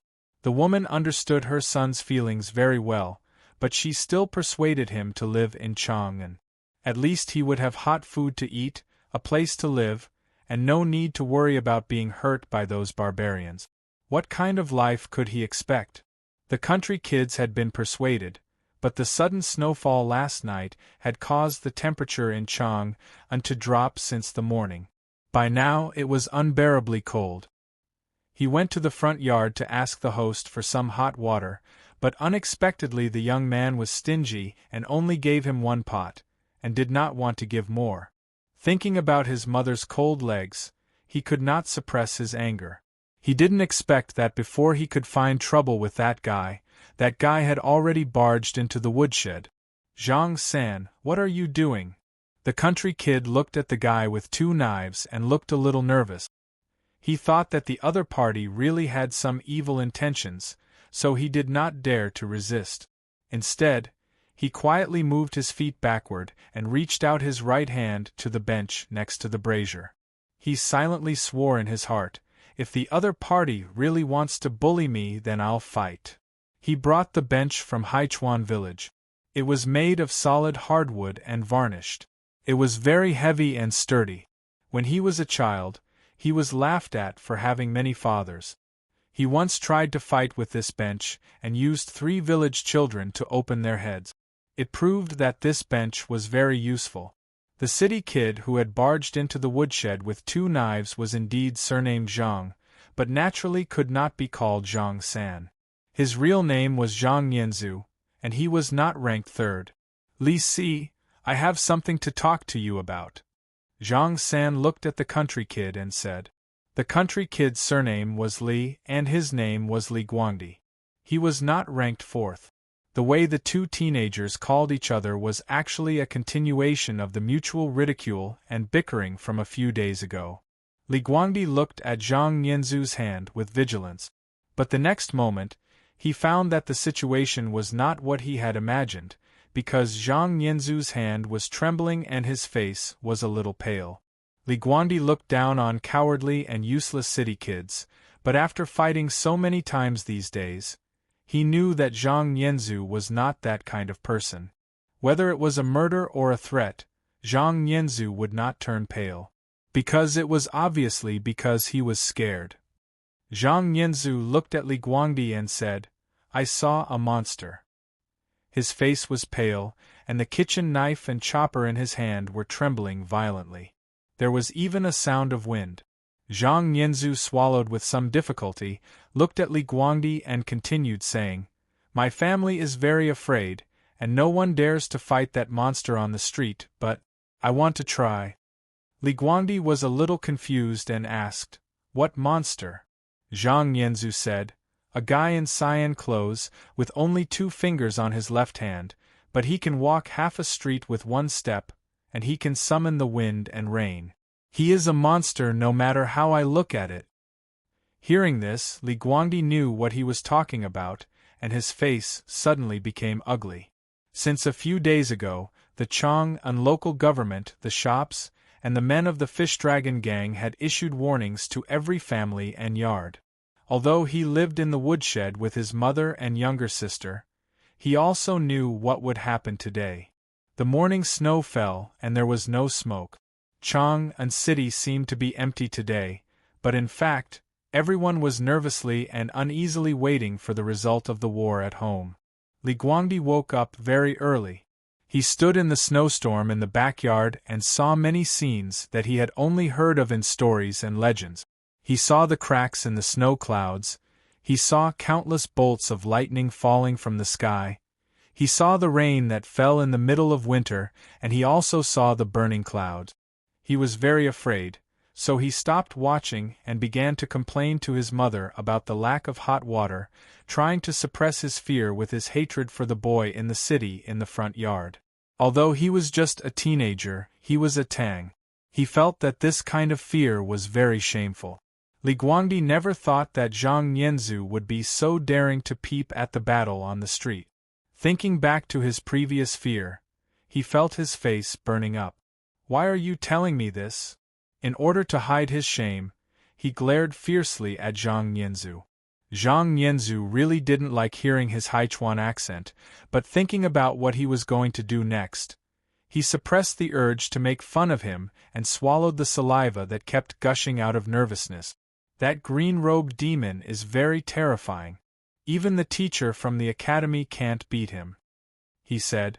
"I'm ready to go, but the old men in the front yard are too timid. They don't dare to go with me, and they won't let me go. I think you at least have some courage. Do you dare to go with me?" Li Guangdi asked, "What for?"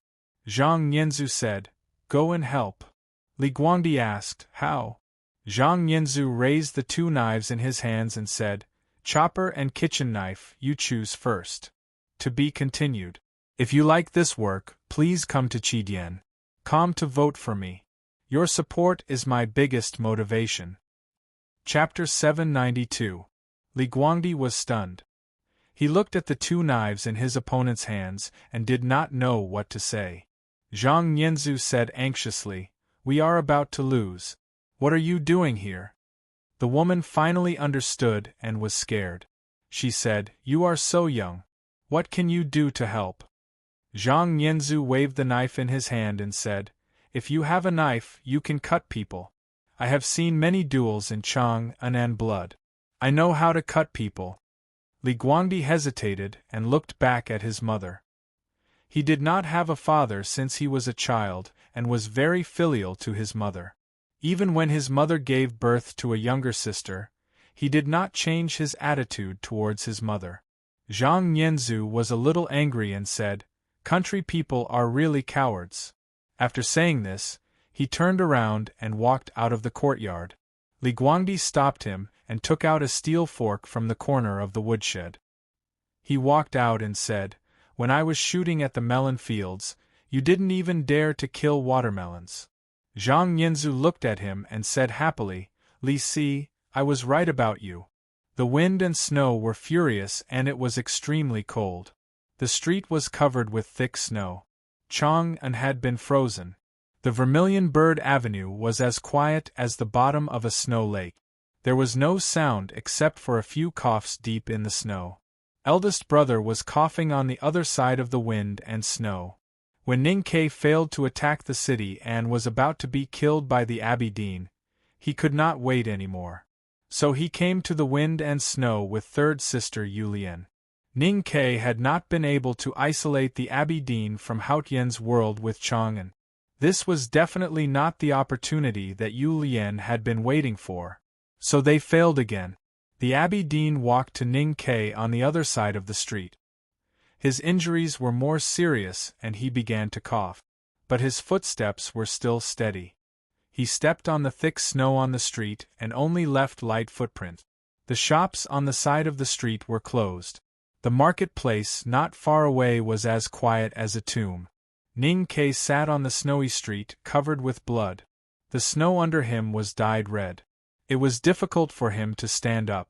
Zhang Nianzhu and Li Guangdi hid in a house. They looked at the situation on the street through the crack of the door. The weather was too cold at this time. The snowflakes fell on their faces and bodies, as if they were frozen. The two youths had been peeping for a while now, but they didn't do anything. It wasn't because they were frozen, but because they felt very lonely and afraid. There was not a single person in the alley. The whole world was so quiet. They had no helpers. They did not see the hooligans who usually ran amok in the streets, the wanderers who were usually envious of, the Yulin royal guards who were idolized by all the Tangs, and the cultivators from the Southern Gate Temple. They could only see each other's pale faces and nervous and fearful eyes. They were brave, but after all, they were just ordinary teenagers. When they saw the master of the academy being defeated by the green-clothed monster, the fear that had been diluted by their hot blood once again occupied their bodies and minds. What should we do? Zhang Nianzhu's voice was a little trembling. It sounded like he would cry the next moment.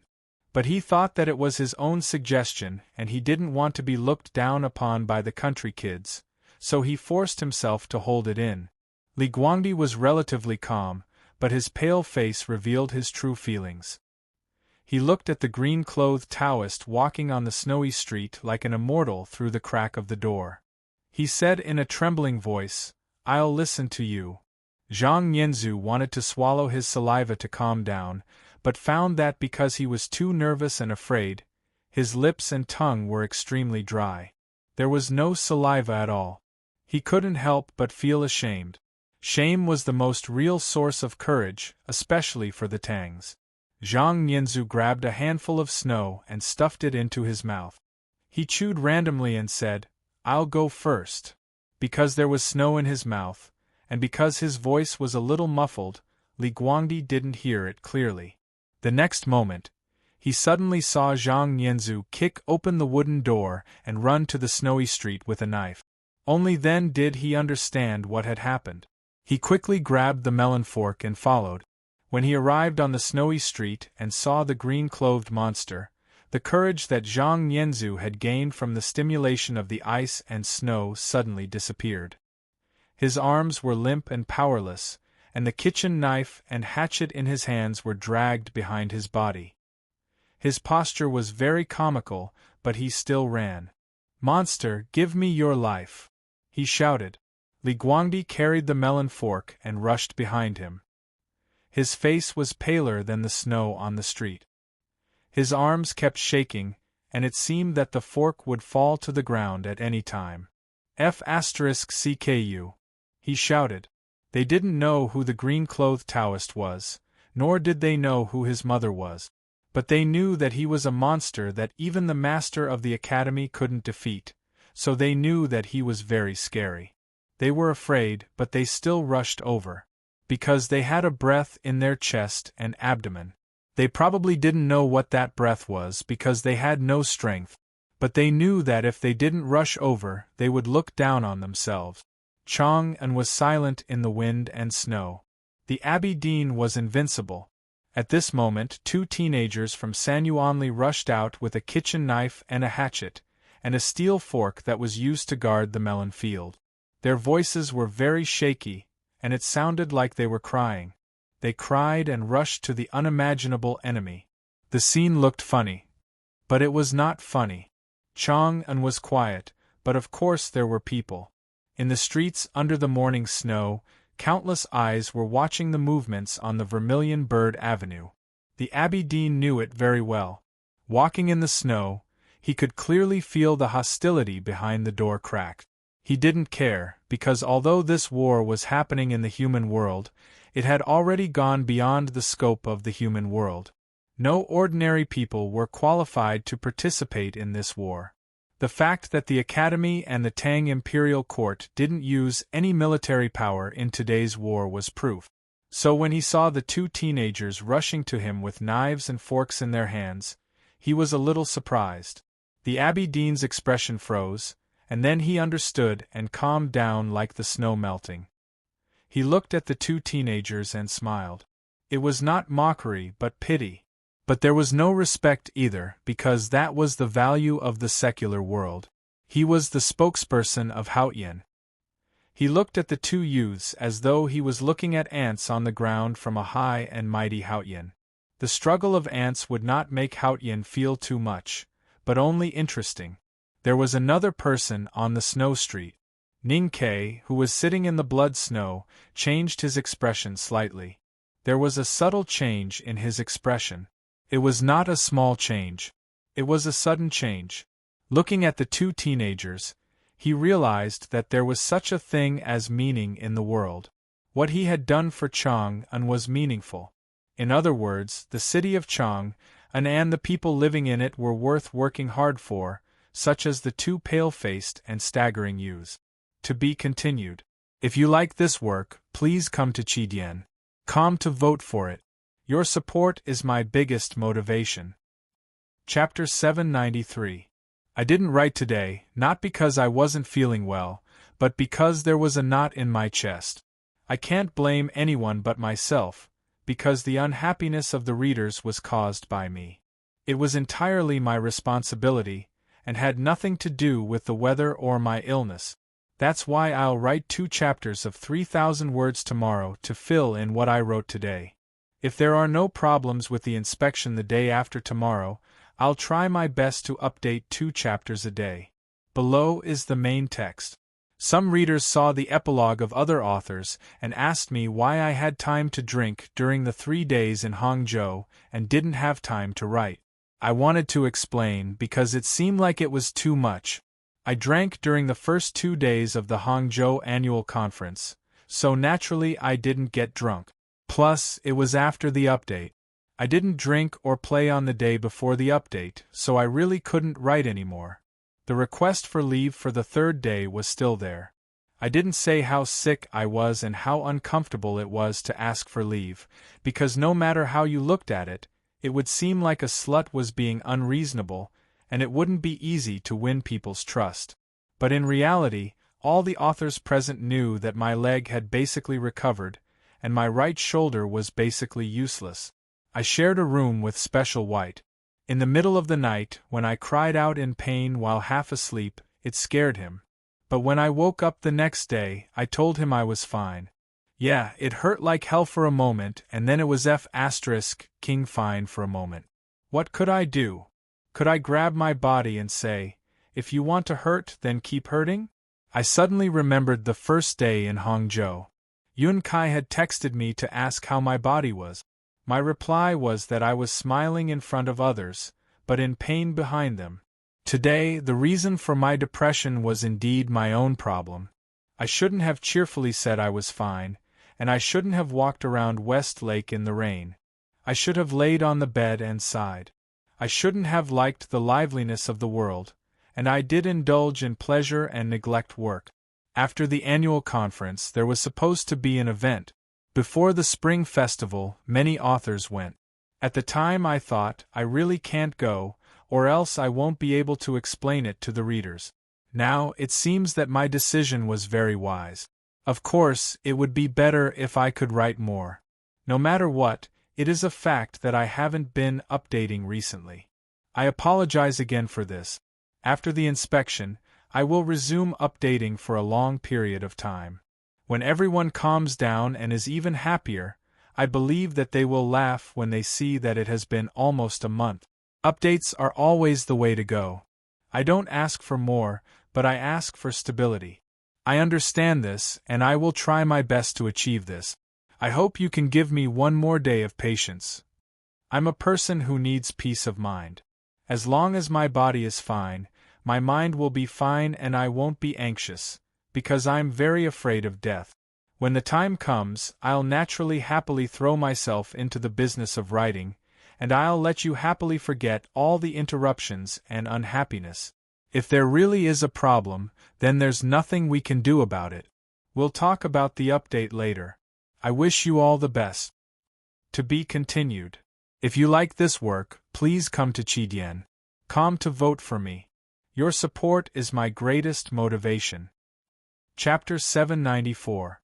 Yes, after I finished writing the previous chapter, I suddenly realized that after I explained it, I was no longer depressed. I regretted it. I wanted to write, but I didn't want to be scolded again and again. I'm going to write. There will be an update today. I don't know when I can write it. Anyway, there will be an update. To be continued. If you like this work, please come to Clipchamp to vote for me. Your support is my greatest motivation. Chapter 795. The snowflakes fell on their faces. It was cold, just like how they felt at the beginning. But as they ran, their bodies began to heat up, and the fear in their hearts gradually faded. They looked at the Taoist in indigo on the street and felt that he was just an ordinary person. Their breathing became rapid, their blood began to boil, and they felt fearless. Zhang Nianzu thought to himself, "I'll kill you with one strike, or 2 strikes if that doesn't work." Li Guangdi thought to himself, "I'll stab you to death like a needle." The chopper and the kitchen knife came in front of them. The melon fork was also raised in the air. Then they flew to the sky. Seeing the snowy street getting farther and farther under their feet, and the figure of the Taoist in indigo getting smaller and smaller, the 2 teenagers were terrified and did not know what had happened. The turbulence of the Qi of heaven and earth, caused by the battle between the Abbey Dean and the Academy, remained on the Vermilion Bird Avenue. The seemingly calm wind and snow contained so much power that ordinary people could not even get close. Zhang Nianzu and Li Guangdi wanted to rush over, but the only result was that they would be blown away like 2 rags. The cold wind whistled and brushed past their cheek. They fell from dozens of feet in the air, and fell heavily on the snowy street. With 2 slaps, the snow was splashed and the 2 teenagers spat out blood. Looking at the Taoist in indigo on the street again, the fear in their eyes became more intense. They were in pain all over and did not know if they had broken any bones. They helped each other to stand up and felt each other's bodies tremble. They really cried because it was really painful and they were really afraid. They wanted to wipe their tears, but found that they could not. This made them feel ashamed, so they cried even harder and felt even more ashamed. So they raised their knives and forks, crying and rushing to the street again. No official would pay attention to ants crawling by their shoes, and no driver would pay attention to the praying mantises waving their claws by the state highway. After glancing at the 2 Tang teenagers at first, the Abbey Dean did not pay any more attention to them. He walked calmly on the snowy street, like an immortal or a crane, unstained by the snow and dust. Ning Ke looked at the 2 teenagers who were running for their lives, and his heartbeat inexplicably accelerated. It was as if he saw a praying mantis struggling to block a wheel, or an ant supporting the sole of a giant's shoe. He knew that the 2 teenagers could not change anything, not to mention the fate of Chang'an City. Just like how he could not change anything at this moment, including the fate of the 2 teenagers. He was exhausted, helpless, and extremely unwilling to accept everything that had happened in this snowstorm. This kind of unwillingness was like the sharp claws of a ferocious beast tearing at his spirit, making him nervous and in pain. With just a little bit of force, his body began to bleed, but he endured the pain and slowly stood up with trembling legs, because he knew that the 2 youths were about to die. He wanted to watch these 2 youths die. He wanted to stand and watch them die. Zhang Nianzu and Li Guangdi did not die, because they were limping and running at a slow speed. Then something arrived in front of the Abbey Dean. It was a green brick. It was a mottled, mossy, ordinary green brick that had been stuffed in the wall for many years and withstood the wind and rain of Chang'an for many years. The green brick came from an ordinary courtyard beside the Vermilion Bird Avenue. It whistled through the air, flew out of the courtyard wall, and smashed into the Abbey Dean's body. Finally, it fell in front of the Abbey Dean. With a muffled sound, the green brick broke into 4 pieces. Zhang Nianzhu and Li Guangdi stopped and looked at the green brick, wondering if the cultivators of the imperial court had finally taken action. Could this green brick be the legendary celestial device? What happened next coldly destroyed the 2 youths' hope for a twist in the story. As the bricks broke, a man with a full beard appeared on the wall. The man was still undressed in the cold winter and was covered in grease. No matter how one looked at him, he did not look like a decent person. Zhang Nianzhu knew that this man was a famous ruffian in the Sanyuanli area. He was only good at 5 things in his life, which were cheating and stealing. Although he was not evil, he was definitely not a good person. He admired the men of the Fish Dragon gang and other gangs, but he did not like this ruffian at all. Somehow, when he saw him today, he felt disappointed and warm. It was probably because of the ruffian's appearance that he and Li Guangdi no longer felt as lonely and helpless as before. The ruffian did not dare to get off the wall. He sat on the wall in an ugly posture, holding a dozen bricks in his arms and throwing them at the Abbey Dean in the middle of the street, followed by a series of profanities. "I'll smash you to death. You son of a bitch! You son of a bitch! You son of a bitch!" Zhang Nianzhu came to his senses and cursed along with the ruffian on the wall. His voice suddenly became hoarse, and he threw the chopper in his hand at the Abbey Dean. Li Guangdi also threw the melon fork in his hand. The green bricks with residual snow marks kept falling from the top of the wall. The 2 choppers and fork broke through the snow, but none of them could even touch the Abbey Dean's clothes. They all fell to the ground. The Abbey Dean walked on calmly as long as the objects were not close to him and the words were not heard. However, another chopper flew over from the air. A black pot flew over from the other side of the courtyard wall. A bamboo pole for drying clothes fell from upstairs. Boiling hot tea was thrown over together with an expensive teapot. Countless tangs appeared on the courtyard wall and in the teahouses on the street. There was the tea master, the female boss of the tofu stall, urchins, and ruffians. They held the heaviest things in their hands and threw them at the Taoist priest on the street. They cursed the noblest Taoist priest and his parents with the most filthy words. The Vermilion Bird Avenue, which was silent a moment ago, suddenly became noisy. Chang'an, which was like a dead city a moment ago, suddenly became alive. The Tang, who had been hiding a moment ago, had suddenly appeared. They used to be afraid, so they stayed at home silently, waiting for the outcome of the battle between Taoism and the Academy.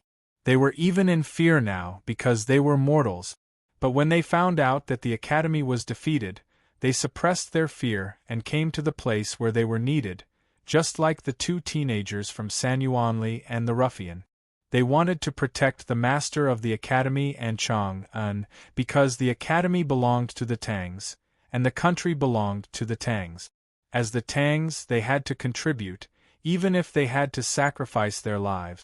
The men in black from the Fish Dragon gang poured out from the street. Dozens of the last Yulin royal guards rode over from the Vermilion Bird Avenue. The cultivators from the Imperial Center Administration secretly came from the wind and snow.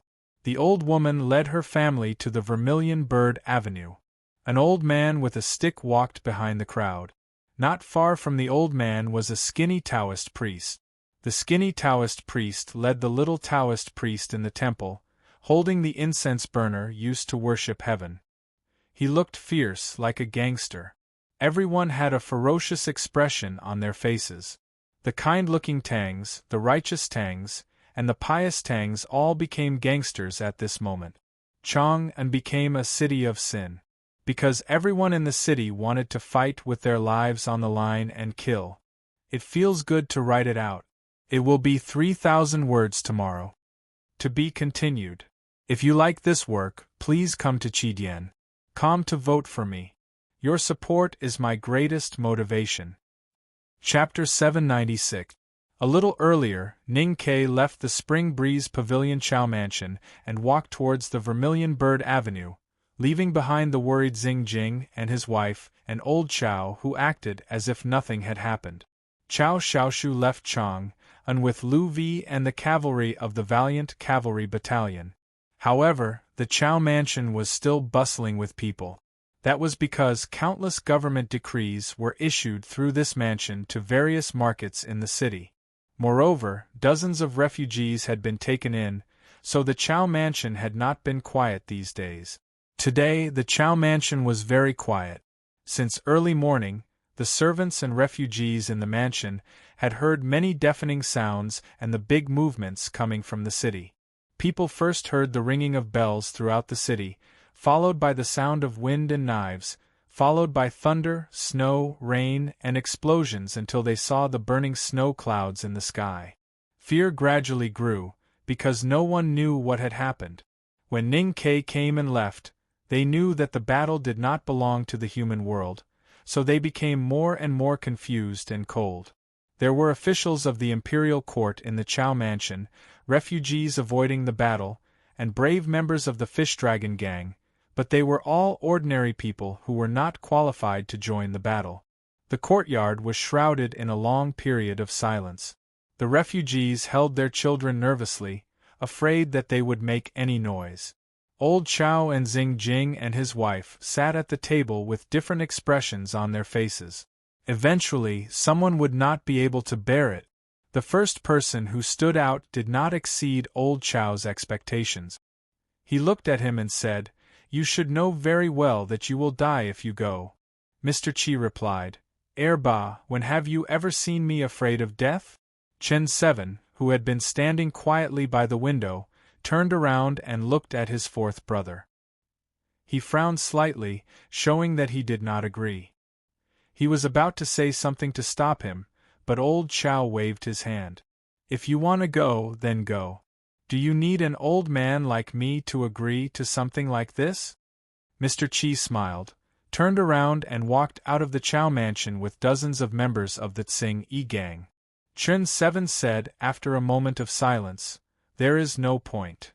Old Chow knew what he was talking about. The battle happening on the Vermilion Bird Avenue had already gone beyond the scope of the 5 states and could not be affected by secular forces. The Academy could not defeat the powerful enemy. Even if the Fish Dragon Gang or even the entire Chang were to die, there was no way to stop the enemy. People always need to be helped or want to be helped. Old Master Chow said, "Although Mr. 13 isn't an ordinary person like us, I think he also hopes that we, the people of Chang'an, can help him." Chen Qi said, "If the help doesn't work, then it's meaningless. Even if the Abbey Dean is really an immortal and only needs to look at us mortals to kill us, who can say that it is completely meaningless as long as he can look at us one more time in the crowd?" The wrinkles on Old Master Chow's face were filled with calmness and carefreeness. He said, "Even if it is as you say, that our appearance is meaningless, as long as we appear there, there is meaning." Grand Secretary Xing Jing was the first to understand the meaning of this sentence, and nodded in agreement. The Academy is the Academy of the Tang Empire, and the Tang Empire is the Tang Empire of the Academy. The Tang Empire respects the Academy and worships it with all their might. But have you ever seen any Tangs humble themselves to the Academy and treat themselves as servants? They were also protected, but they were completely different from the countries that were bullied by the shrines. Why was it like this? Of course, it was the rules set by the Academy and the headmaster of the Academy. But more importantly, it was the attitude of the Tangs. Old Master Chow said, "We are not the pigs and dogs raised by Taoism in the Yen Kingdom, the South Jin Kingdom, and the Song Kingdom. We are the owners of this land, so we need to appear there, even if we die." Chen Qi was the military counselor of the Fish Dragon Gang. He was good at strategizing, but he rarely went to the battlefield. He judged the situation based on the results of his actions. At this moment, when he heard Old Master Chow's words, he seemed to be touched. Since we have to die, of course, the old and the weak should die first. I have lived for more than 70 years, it is time for me to die. Old Master Chow stood up shakily with the help of the table. He took the cane from the bed-warming maid beside him and walked out with the help of an old servant. Grand Secretary Xing Jing said, I am also old, I should go with Erba. Mrs. Xing said, I am a useless woman, I should go there. Old Master Chow gestured for Chun Chi to bring some people to keep an eye on Xing Jing and his wife. He smiled and said, If Ning Ke sees that his father-in-law and mother-in-law have been tricked by me to die, I am really afraid that he will give up in anger. There was no spring breeze in the Spring Breeze Pavilion today, only cold snowflakes dancing in the air. The front door of the Chow mansion was wide open. Old Master Chow walked out to the street with the old and weak servants, as well as some elders among the refugees. Old Master Chow held a cane in his hand and knocked on doors as he walked. He called for friends and companions, calling out all the neighbors he was familiar with over the past few decades. I only want the old ones, not the young ones, Old Master Chow said. He did not look serious, nor did he look sad. Instead, he was smiling, as if he was asking these old guys to drink tea and play chess at the West Lake. The old guys in the neighborhood did not think much of it. The Tangs valued martial arts, and they had all been soldiers in the past. To them, this trip to the Vermilion Bird Avenue was like setting off to the battlefield. This was very common. They even felt that they had returned to the military camp in the past, and they were very excited. After Chun Chi dealt with Xing Jing and his wife, he quickly walked out of the Chow mansion to catch up with Old Master Chow. He saw dozens of old men and their nephews, full of fierce aura. Looking at this scene, he revealed a bitter and slightly mocking smile. He thought to himself that such a large crowd was just to let the god take one more look. What a stupid and idiotic behavior. Although he was thinking this, his speed did not slow. Not long after, he had reached the front of the crowd and replaced the old servant to support Old Master Chow's body. There was no other way. He was also a Tangs, and sometimes the Tangs were so stupid and idiotic. There was a Taoist temple on a certain street. The person in charge of the affairs of the Taoist temple was a skinny Taoist. The skinny Taoist liked to eat noodles the most. Other than cooking noodles, the thing he did the most in his life was to repair the eaves of his neighbors that had been destroyed by the storm. This was because this was the only work he could do. If he did not want to do this, he would need to save for a long time to buy some good wine and entice his neighbors to come and listen to him preach the teachings of West Hill. This Taoist temple was very inconspicuous, but many things happened here that would be written in history. For example, Yi Su, the world wayfarer of Haotian Taoism, used to be a preacher here. The eldest brother of the academy and Yi Su once had a debate in front of the stone steps, and Yi Su once comprehended Tao here. He destroyed the Taoist temple and then built a new one. The skinny Taoist was an ordinary Taoist. He only knew the status of Yi Su's Taoist bun, but did not know his real identity. He also did not know that these things had happened in his small Taoist temple. Otherwise, he would not be as troubled as he was now, or he might be even more troubled. I am very troubled. The skinny Taoist looked at the disciples in front of him, and his face was full of worry. He said, I really do not know what to do. Do you have any ideas? The little Taoist recited the scriptures every day. How could they come up with any ideas? The skinny Taoist looked up at the burning snow clouds in the sky and said, I have indeed heard of the Jisho Abbey. That is the unknown place of our Haotian Taoism, and the Abbey Dean is equivalent to our founding master. A little Taoist said, But I heard from the neighbors that the founding master is going to destroy Chang'an City. So I am very troubled. Do you think we should help the founding master or stop him? The skinny Taoist sighed. Suddenly, he stomped his feet heavily as if he was venting his anger, and shouted at the burning snow clouds in the sky, I don't care if he is the founding master or whatever. I have been taking care of this Taoist temple my entire life. Even if Haotian wants to destroy my Taoist temple, I will fight him to the end." The skinny Taoist left the small Taoist temple with the little Taoist priest. They carried the heavy incense burner and the old wood that had been piled up in the corner, ready to fight against their own founding master. Different from the people on the second street of Spring Breeze Pavilion, the struggle in their hearts was even more intense. But once they had made up their minds, they did not hesitate any longer and focused on doing something. This was because they were all people of faith. Being an enemy of Haotian Taoism seemed to be a serious violation of their faith. But whether it was the skinny Taoist or the little Taoist priests, they had long been unclear about what they believed in. They were Tangs who had lived in Chang'an City their entire lives. They used to think that they believed in Haotian, but when they carried the incense burner and the wooden stick out of the Taoist temple, they realized that they believed in faith itself. In short, they were all people of faith. In the teachings of the West Hill Divine Palace, suicide was a serious crime. As a Taoist priest, it was a serious crime to be an enemy of Haotian Taoism. They would definitely receive the cruelest punishment from Haotian. Old Master Chow and his companions appeared on the Vermilion Bird Avenue, which was suicide. The skinny Taoist and the little Taoist priests stood in front of the Abbey Dean, which was apostasy and blasphemy. In other words, they all had sins that could not be washed away. There were many people like them. 3 Taoists from the Southern Gate Temple were setting up a tactical array. They were powerhouses from the Imperial Center Administration and the most devout believers of Haotian. Their faces were pale and their hearts were in great pain. But they did not hesitate in their actions. The old lady of Chu, with all the women and children in her residence, stood on the long street. The old lady was the widow of Chu Xiongtu, the general of the 16th Guards. Her silver hair fluttered in the wind and snow. She had 7 sons and 37 grandsons in her life. In the past decades, 2 sons and 3 grandsons had died at the borders of the Tang Empire.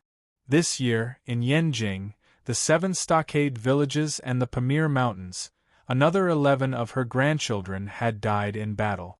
Now all the men of the Chu residence were fighting with the invaders on the battlefields of the Tang Empire. She only had a dozen old, weak women and children with her, and only a few knives. She knew that coming here was suicide, but she looked indifferent and did not care. The Chu family was full of loyal warriors. Even if they all died, they would still be loyal warriors. If Haotian had eyes. Then, on this snowy street, everyone was guilty, committing different sins. Today, Chang'an was a city of sin. What a city of sin! To be continued. If you like this work, please come to Chidian. Come and vote for me. Your support is my greatest motivation. Chapter 797. The quietus spread out from the Abbey Dean's eye and was swallowed by Ning Kei's Tao Tai. Through the array eye pestle, it covered the entire city of Chang'an. As a result, the wind and snow became more violent and the coldness was everywhere. The Vermilion Bird Avenue was also very cold. But as more and more Tangs appeared on the wall and on the street, they stood shoulder to shoulder and squeezed on the street, their heels stepping on each other. The temperature on the street gradually rose. The ice and snow melted and even made people feel a little hot. The Tangs' hearts were very hot, so their blood heated up until their bodies were boiling. They clenched their fists and waved their arms to vent their anger. The Vermilion Bird Avenue was filled with shouts and curses. People kept smashing bricks, and some even threw chamber pots, tea, leftovers, and boys' urine at the Abbey Dean. The Tangs believed in Haotian, but strangely, they believed that man could conquer heaven. This was because although the headmaster of the academy had ignored the affairs of the world for many years, his indomitable spirit of fighting against heaven had spread to every town in the Tang Empire through the academy, the royal family, the imperial court, and the army. Therefore, even though they knew that the Taoist in indigo on the street was a powerhouse beyond the imagination of ordinary people and was truly invincible in the world, and in front of this person, ordinary people were as weak as ants, However, the two Sanuanli teenagers dared to kill him with knives and forks. Even if the Abbey Dean was a man-eating monster, they still had to give him a try. "We can't beat you with so many people, but can't we scold you with so many mouths? Even if this guy was shameless and didn't hurt you, wouldn't you be embarrassed if I poured feces and urine on you?" The snow street looked like a holy palace, with a kind of otherworldly beauty. The wind and snow were also clean, without a speck of dust, just like Haotian's face. Now with the attack of the crowd, the long street suddenly became filthy. Blasphemous shouts and curses, as well as the stench from the human world, drifted into the sky with the wind and snow, smearing Haotian's face in an extremely embarrassing way. The Abbey Dean looked at the filthy breath of the human world drifting into the sky and slightly raised his eyebrows. The feces and urine could not stain his clothes at all, but it made him slightly angry. Within his field of vision, there were at least several thousand Tang on the snowy street. He could also sense that even more Tang were hurrying toward Vermilion Bird Avenue to meet their death. The Abbey Dean was slightly surprised to see so many Tangs on the long street, but he did not care. What he cared about was carrying out the will of Haotian and ending the 1,000-year history left by the headmaster in the human world. At this time, Chang'an was full of wind and snow. Hidden in the wind and snow were countless talismans that Ning Ke had written before. Those talismans had successfully filled up many gaps in the god-stunning array. There was only one way. Nothing had changed from the previous situation. The Abbey Dean had to kill Ning Quebec. Ning Ke was on the Vermilion Bird Avenue, and between him and the Abbey Dean was a vast crowd. So the Abbey Dean walked into the crowd. The Abbey Dean's name was Chun Mao. He had the most ordinary name and looked like an ordinary person. When he walked into the crowd, he was like a drop of water that melted into the ocean of people. Then, there was a storm in the ocean, and countless figures were sent flying. It was like the waves hitting the reefs, bringing with them white snow as they dissipated in the dangerous natural environment. Those men in indigo who had rushed over with knives fell in a pool of blood. More than a dozen Yulin royal guards who were charging on horses fell off their horses when they were still dozens of feet away from the Abbey Dean. The Abbey Dean's figure gradually appeared in the ocean of people. Behind him was a mess. Under the pressure of the horrible aura, the crowd gradually parted to make a path. At this time, the cultivators of the Tang Empire finally made their move. The Imperial Center administration had quietly lurked in the surrounding marketplaces. Several array tactical masters started the encircling array. The chi of heaven and earth on the Vermilion Bird Avenue suddenly changed violently. Countless streams of primordial chi turbulence turned into countless primordial chi locks that appeared in the air around the Abbey Dean, blocking all his escape route. Almost at the same time, more than a dozen military sword masters, who were hiding among the ordinary people, suddenly made their move. With a clear clanging sound, bright flying swords broke through the air and pierced toward the Abbey Dean's face. The Abbey Dean's expression did not change at all. He gently brushed his sleeves and continued to move forward. With a flick of his sleeve, the sword will that crisscrossed the long street instantly turned into straw that had been soaked by the rain. It was soft and dispirited, powerless to dissipate. And the countless dangerous Yuan Chi locks, in this moment, were like ripe apples in autumn that had fallen to the ground. They shattered into mud and splashed with juice. The Tang Array tactical masters who were hiding in the market were shocked by the primordial chi and bled to death on the spot. More than a dozen military sword masters, whose natal swords were destroyed by the Abbey Dean, were also seriously injured, and it was unknown whether they were still alive or not. The Abbey Dean continued to move forward, looking for Ning Ke behind the crowd. The crowd was disturbed. The flying bricks stopped for a moment and then continued to fall like a storm. However, even the flying swords of cultivators could not touch the Abbey Dean, let alone the brick. Even Master Huang Yang's prayer beads could not trap the Abbey Dean for a moment, let alone the dirty water. The Abbey Dean moved forward calmly. Those who stood in his way were crushed to death like ants. The brave Tangs continued to rush toward him, and then continued to die.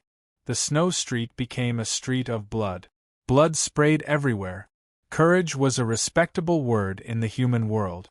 But in the face of the absolute power that represented Haotian, it seemed so weak and laughable. It was even hard to describe it as heroic. Faced with an insurmountable gap, the people in Chang and should have been like ants looking up at the blue sky, feeling hopeless and then giving up. But it was hard to imagine that on the faces of the Tangs, one could see sorrow, anger, and unwillingness, but not a trace of despair. They did not despair, they did not cry, and they did not even swear. They just continued to fight in silence. Even if it was a hopeless fight, they would fight to the end. A coolie carrier picked up a shoulder pole and smashed it at the Abbey Dean. Then he died. A peddler from another county picked up a dagger that was used to save his life in the deep mountains. Then he died. A man of unknown identity threw himself at the Abbey Dean. Then he died. People smashed him with bricks, chopped him with kitchen knives, and shot at him with their ancestral bows and arrows. Then they died. They were courting death. Courting death was not a nice word. It seemed a bit stupid. But people were such wonderful creatures. Even though they knew that many things could not be changed, many people still insisted on doing it for one reason or another. People even created a word with a similar meaning. Courting death. The Tangs were courting death today. They were all courting death. They wanted to stop the Abbey Dean, the towering city walls of Chang, and could not stop the enemies. So they built a new city wall with their own flesh and blood. Also, try to write it before 12 o'clock. To be continued. If you like this work, please come to Chidien.com to vote for me. Your support is my greatest motivation. Chapter 798. The people on the street, those who stood in front of the Abbey Dean, those who fell in the pool of blood, and all the people who formed the new city wall knew that their deaths would not change anything. But they still did it, because 1,000 years ago, the headmaster of the academy and their ancestors founded the Tang Empire by the Wei Sisui River. From that day on, they had changed themselves. Ning Ke had said this to the Abbey Dean before. He knew that he could not defend, but he still had to defend. This was his understanding of defense. The Tangs who were dying at this moment seemed to prove his words. However, Ning Ke's heart began to tremble as he looked at the blood-stained street and the people who fell one after another. The remaining frost on his eyelashes made a cracking sound. A clear whistle came from afar. He knew that eldest brother had finally arrived and made a move. This was not the opportunity that the Academy had been looking for. The Academy's opportunity was with Ning Quebec. However, eldest brother could not wait any longer in the face of the blood-stained street. Just like Ning Ke, he could not bear it any longer. He had been in this world for more than 20 years, but he still believed that he was an atypical Tangs. He had seen too much darkness and always believed in the cold-blooded survival rule. He was willing to pay any price as long as he could live. His heart was as cold as his body that had been frozen by the Abbey Dean's quietus. Most of the ice and snow had fallen off. Ning Ke's body was still cold, but he felt that his body was gradually becoming hot. The blood in his veins began to boil, and he experienced a long-lost feeling. That feeling was called hot blood. He did not like words like tragic or stirring, and the feeling of hot blood was taboo. However, how could the blood from the Abbey Dean's wounds not be hot when he saw so many people dying in front of him? However, hot blood represented hope and desire. Ning Ke longed to live and hoped to defeat the Abbey Dean. Facing the ending of the story where there was no hope, what was the use of hot blood? From time to time, someone ran past him and rushed to the Abbey Dean not far away. He picked up the padao that had fallen from the snow and struggled to support his body. The blade of the padao pierced through the snow and stabbed into the hard bluestone street. Eldest brother was defeated again. Blood gushed out from the holes in his cotton-padded robe. He stood in the south of the Vermilion Bird Avenue, coughing painfully and desolately. He had no idea where Yulian had gone. The Abbey Dean kept walking forward. He killed many people, knocked many people away, passed many people, ignored many people, and walked forward step by step, leaving blood behind him. There were casualties everywhere on Vermilion Bird Avenue. The Abbey Dean stopped not far from Ninquebec. Between the two of them, there were only a few hundred old, weak women and children left. The skinny Taoist had lived in Chang'an all his life. He had turned from an ordinary little Taoist into a Taoist now, but he still lived in that small Taoist temple. He had never seen the red-robed priest from the West Hill Divine Palace. A few years ago, when the great Divine Priest of Revelation was sent to Chang'an, he knelt for a whole night and did not have the chance to listen to the great Divine Priest's teachings. At this moment, he finally saw the true Supreme Person of Haotian Taoism. His body trembled uncontrollably. He wanted to kneel in front of the Taoist in indigo and kiss his feet devoutly. He suddenly shouted and took the incense burner from the little Taoist and threw it at the Abbey Dean. The incense burner was used by the small Taoist temple to worship Haotian. It was made of real bronze and very heavy. The skinny Taoist had a heavy heart and was very thin, so he could not throw it far. With a muffled sound, the incense burner hit the skinny Taoist's feet. His feet started to bleed and he cried out in pain. He did not fall down with the help of the little Taoist. Old Lady Chu took the horseman's saber from her third daughter-in-law and stood in front of the Abbey Dean. Old Master Chow walked to the front of the crowd from the back with his walking stick. The Abbey Dean looked calm and his eyes were extremely indifferent. In his eyes there seemed to be hundreds of millions of stars annihilated, and then there was only emptiness left. It was frightening and awe-inspiring. Under the gaze of this emptiness, everything would end. The Tangs who were ready to die, the unyielding Chang'an, the great Tang Empire, the 1,000-year Academy, all the glory and blood, heroic and sinful, bright and dark time, would end here. The long street was cold and bleak. Looking at the Abbey Dean's ordinary face and eyes, Ning Ke suddenly thought of the great people he had met or felt in his life. Whether it was the headmaster, youngest uncle, or Lotus, they were all people who were truly enlightened, freed themselves, and understood what they really wanted. That was why they were unimaginably powerful. The Abbey Dean was also such a person. Today, the Academy was defeated by the Abbey Dean. It was a matter of course. The Academy believed that it was a matter of course, so it should be as calm and composed as those who died on the long street. But he could not do that, because he was not reconciled to it. The Xiangwan Plain was a pasture with excellent water and grass in the north of the Tang Empire. Now, this pasture had become the most tragic battlefield. The cavalry of the Golden Tribe Royal Court and the elite cavalry of the Northern Battlefront Army had been fighting for a key riding path at the edge of the pasture for 3 days and 3 nights. The cavalry of the Golden Tribe, who had the advantage in numbers, had finally suppressed the Tang army to several hills in the north of the riding path after paying a heavy price. They were launching the final attack. The war horses collided with each other, producing a dull and terrifying sound. The friction between curved blades and straight blades produced an ear-piercing sound. The sounds of killing and war drums, however, were much quieter, because both sides were exhausted to the extreme. The battle on horseback had turned into a battle on foot. The last 1,000 Tang soldiers used their last strength and life to resist the attack of the cavalry of the Golden Tribe. But they were about to collapse. A Tang military officer and a dozen of his subordinates were surrounded by the warriors of the Golden Tribe. The officer was a little short and not as strong as the ordinary Tang soldiers. But at such a critical moment, he burst out with unimaginable combat power and cut down 3 enemies in a row. Several curved blades broke through the air. The short officer raised his blade and was forced to kneel on one knee, struggling to support himself. He heard cries of pain coming from around the hills.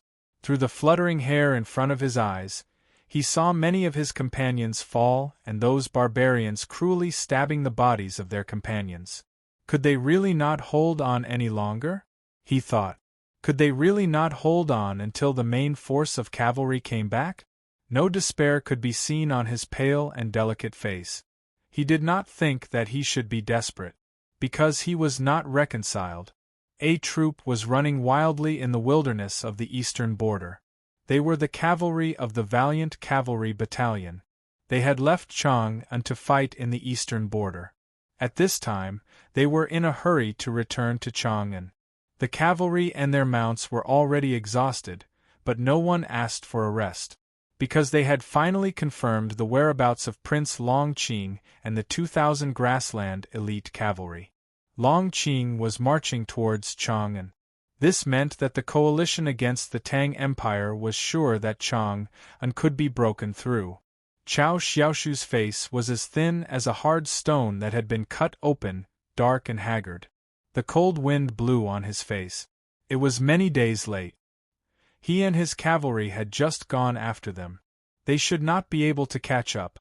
Even if they caught up, what could they do? But he still asked his subordinates to continue running towards Chang'an, because he was not reconciled. These 2 chapters don't have a lot of words, but I really can't help it. Recently, I've been writing as hard as I can. Tomorrow is Saturday, and I'll have 1 chapter on Sunday. Then, I'll start writing 2 chapters on Monday.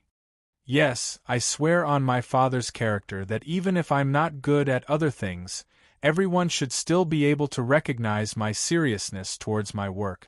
So, please rest assured in this aspect, I'll definitely write well. To be continued. If you like this work, please come to Chidian.com to vote for me. Your support is my greatest motivation. Chapter 799.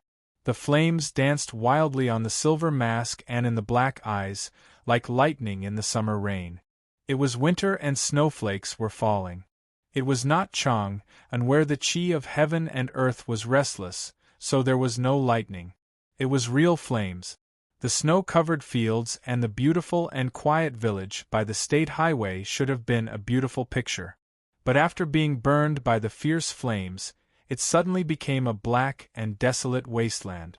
Prince Longqing looked at the scene in front of him quietly with an indifferent expression. There was no excitement on his face. Only his hand that was tightly holding the reins revealed some of his real emotions at this time. After leading the Eastern Wilderness Cavalry into the Tang territory, he only ordered his subordinates to set 2 fires. One was in the distant eastern border, and the other was in the village at this time. He led 2,000 of his most elite cavalry subordinates to attack Chang'an at all costs. Neither the Tang Volunteer Army nor the troublesome Valiant Cavalry Battalion could catch up with him. They were very close to Chang'an. When he lost to Ning Kai in the Academy's mountain climbing examination, he left Chang'an with the West Hill Divine Palace's diplomatic corps and the papal cavalrymen. On the state highway, he recalled the scenes he had seen and the feelings he had back then. Then he thought of the great ambition he had once made.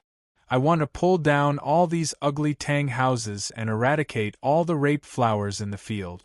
Then I will burn them all. I will burn away all the evil and filth, so that there will only be light left in this world. He was about to return to Chang'an, which had left him with endless humiliation and pain. In a sense, it had changed his life. His cultivation state and strength were far better than before, but his eyes were no longer pure and bright. In the fields beside the road, the rape flowers have not yet grown. The houses painted by the farmers of the Tang Empire are still as beautiful or ugly as they were in the past. Then, let's burn them all down. And tell the people in Chang'an that he was coming. It was snowing in Chang'an, and it was raining in the north of Shao Mountain. But it was equally cold. The rain soaked through the armor and coat, seeped into the clothes, and went straight to the body. It was more unbearable. In the cold rain, the entire southern battlefront army was marching northward. Figures of the Tang army were everywhere in the forest of Shao Mountain.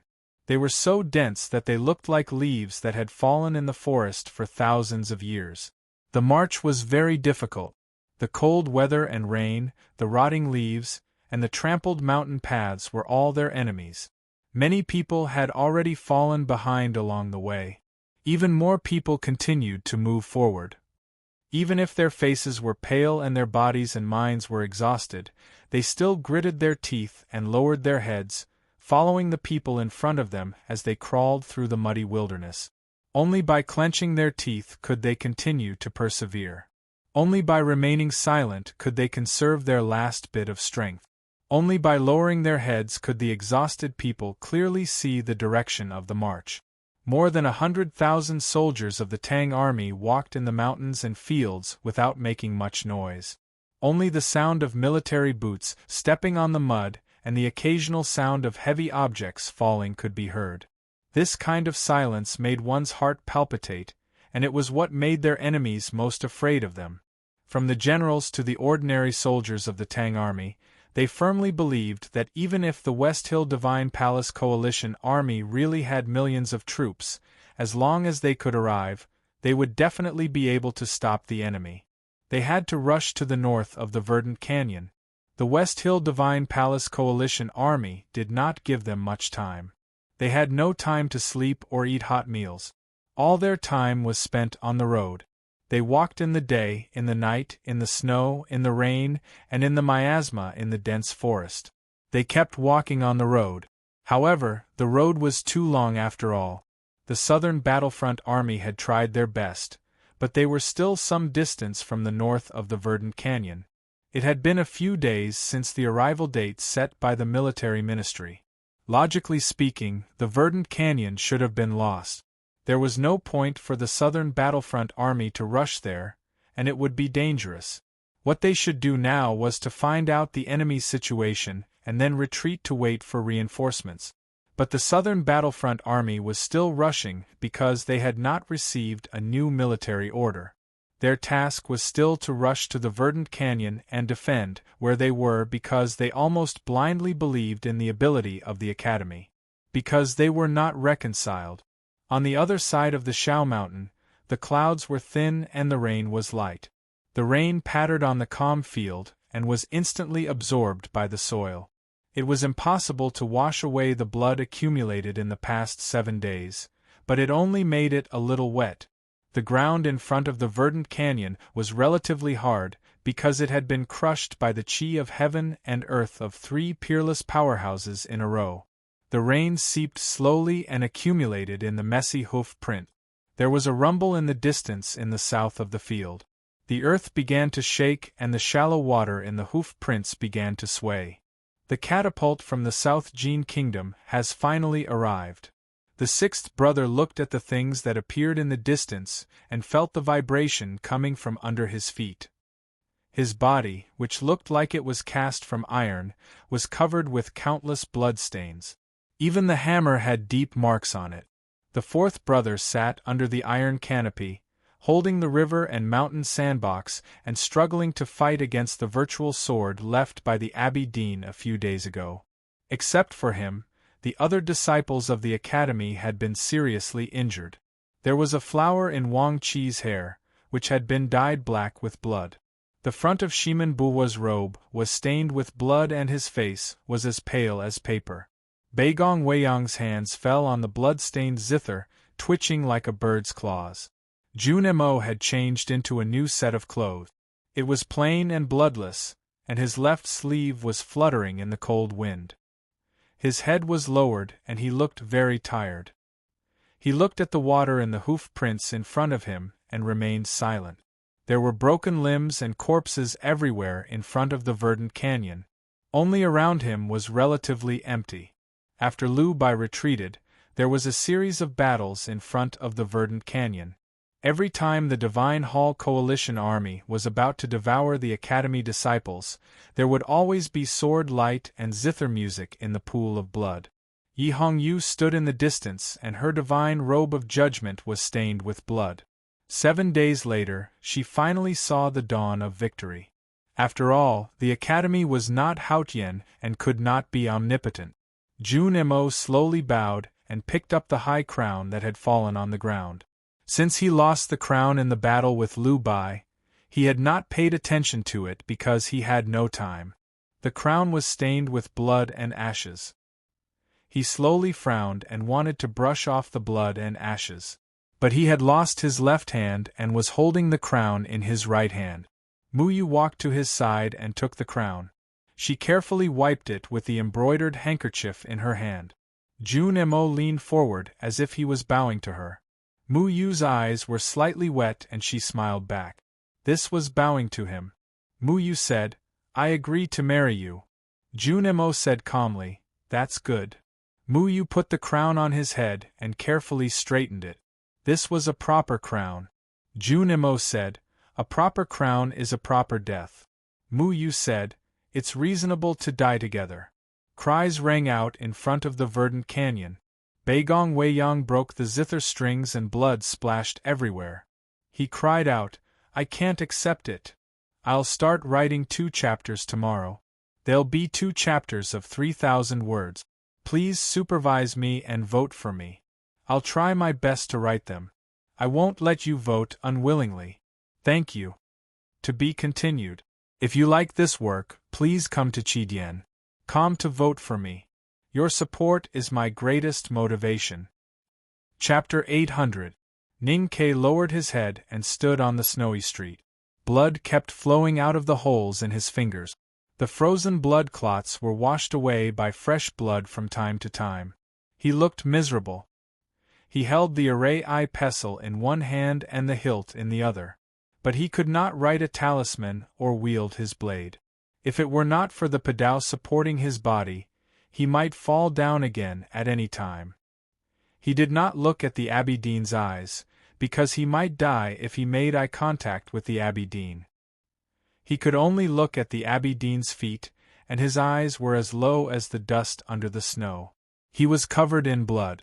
Except for his own, most of it was the blood of the ordinary people who had died in the hands of the Abbey Dean. He felt that the fresh blood was hotter than his own.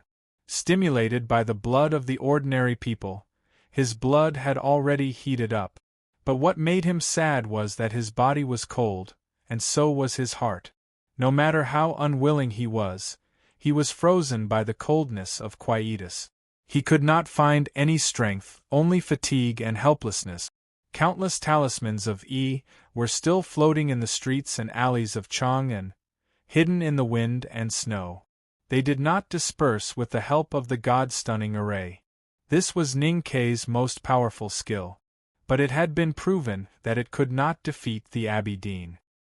He looked at the Abbey Dean's feet, as if he saw the corpses of ants under the soles of the Abbey Dean's shoes. These ants were the bravest and most fearless, but now they were all dead. Even amazing courage could not change the gap between heaven and man. Then what else could the people in the human world do except to surrender to Haotian? What was the point of being unwilling? The Abbey Dean had been cultivating Haotian's ruthlessness all his life. Besides, he was good at foresight and forbearance. Those who could forbear, and those who could forbear, did not have any unbearable heart. Although the Tangs who fought to be the first to die on the snowy street did not change the outcome of the battle, the incredible scenes still surprised him. Not because he could not bear it, but because he was puzzled. The Abbey Dean had seen many people who could face the final end calmly, but all of them were grand cultivators who had transcended the mortal world. There were very few ordinary people. In the city of Chang'an, there were so many ordinary people who could face death calmly, which was beyond his expectation. In other words, it was beyond his evaluation of ordinary people. Maybe the Tangs are really special. The Abbey Dean looked at the old people and the weak people in front of him with his hands behind his back. Looking at their fearless faces in the wind and snow, he suddenly asked, "Are you willing to die like ants?" It was old Chow who answered him. Old Master Chow leaned on his walking stick and walked shakily to the front of the crowd. He said, "Being willing is sweet, being willing is comfortable. How can you let yourself feel comfortable? I don't know what the people outside will say, but for us old Chang'an people, as long as we don't feel ashamed when we die, we will feel comfortable." Old to die to die. The Abbey Dean looked at old Master Chow and said, "You are extraordinary. How should I address you? The Abbey Dean looked at old Chow and said, Oh, the Abbey to the Dean. There is nothing special about me. We are just ordinary people. But no matter if we are the most ordinary people or the most extraordinary people like you, we are all human. As long as we are human, we all have to die. The meaning of old Chow's words was clear. No matter if you were the Abbey Dean of the Jisho Abbey or a follower of Haotian, you would become a pile of dirt or ashes after death. Then we were equal. That is why so many people are fighting to die. The Abbey Dean looked at the Tang corpses on the Vermilion Bird Avenue, and said thoughtfully, The Tangs have a tradition of dying. Old Master Chow's expression gradually became solemn, and he said, In the first battle with the various countries, when the wind and rain were precarious, none of the Tangs surrendered. In the battle with the desolate, none of the Tangs surrendered. Since the founding of the Tang Empire by the Sisui River, it has been more than 1,000 years since the founding of the Tang Empire. Back then, Emperor Taizu risked his country's destruction and exhausted the nation's power to send his army to the northern wilderness. He did not return until all the enemies were killed. The academy dared to compete with Buddhism and Taoism for a lonely young girl. Mr. Second only vented his anger when he destroyed the stone statue of Buddha Ku. The Tang is strong because it dares to hate. The Tang Empire is strong because of the Tangs. Old Master Chow looked at the Abbey Dean and said in a hoarse voice, Since the ancient times, there have been people who worked hard in the Tang Empire. There were people who worked hard. There were people who stood up in the face of injustice and bullying. There were people who died in the face of invasion. The Southern Army marched towards the verdant canyon in the forest of the Shao Mountain. The cold rain seeped into their collars, taking away the warmth and bringing the sick. Soldiers fell off the cliff from time to time.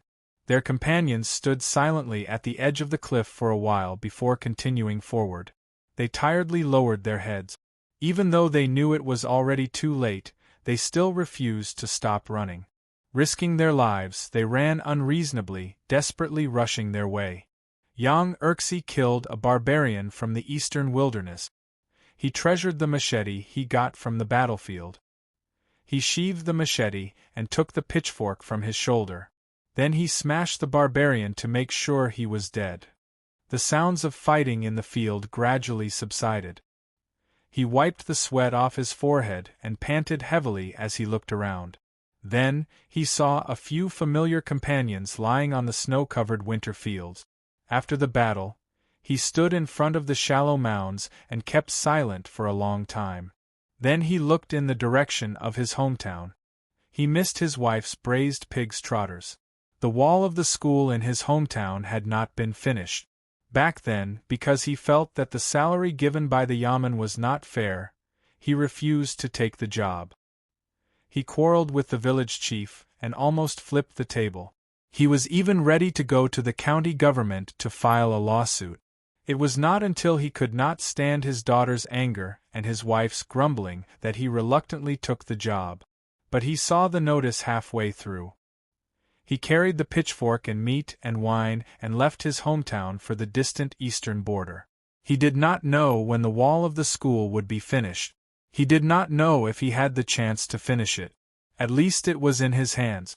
Yang Erxi looked in the direction of his hometown and thought of these troublesome things. He furrowed his brows in annoyance, and the newly added scar split open again. Blood flowed down. He raised his arm and wiped it with his sleeve. He suddenly thought of the teacher in the school. Now he would not be angry because of the unfinished wall. So he laughed happily. The battle on the Xiangwan plain was still fierce. The short officer was forced to kneel on one knee by the barbarians' machetes. He was in a very dangerous situation. He was struggling to hold on. A black shadow flew up from the side and heavily smashed into the bodies of those barbarians. The bright machete slashed across the meadow that seemed to be burning. The black shadow fell to the ground with 2 cuts on his chest. Blood was dripping, and it seemed that he would not survive. The officer recognized that it was his close attendant. He shouted in grief and indignation. The padao in his hand left his head and slashed toward the opposite side. At this moment, he did not even think that the machete above his head would cut him in half. He was very lucky.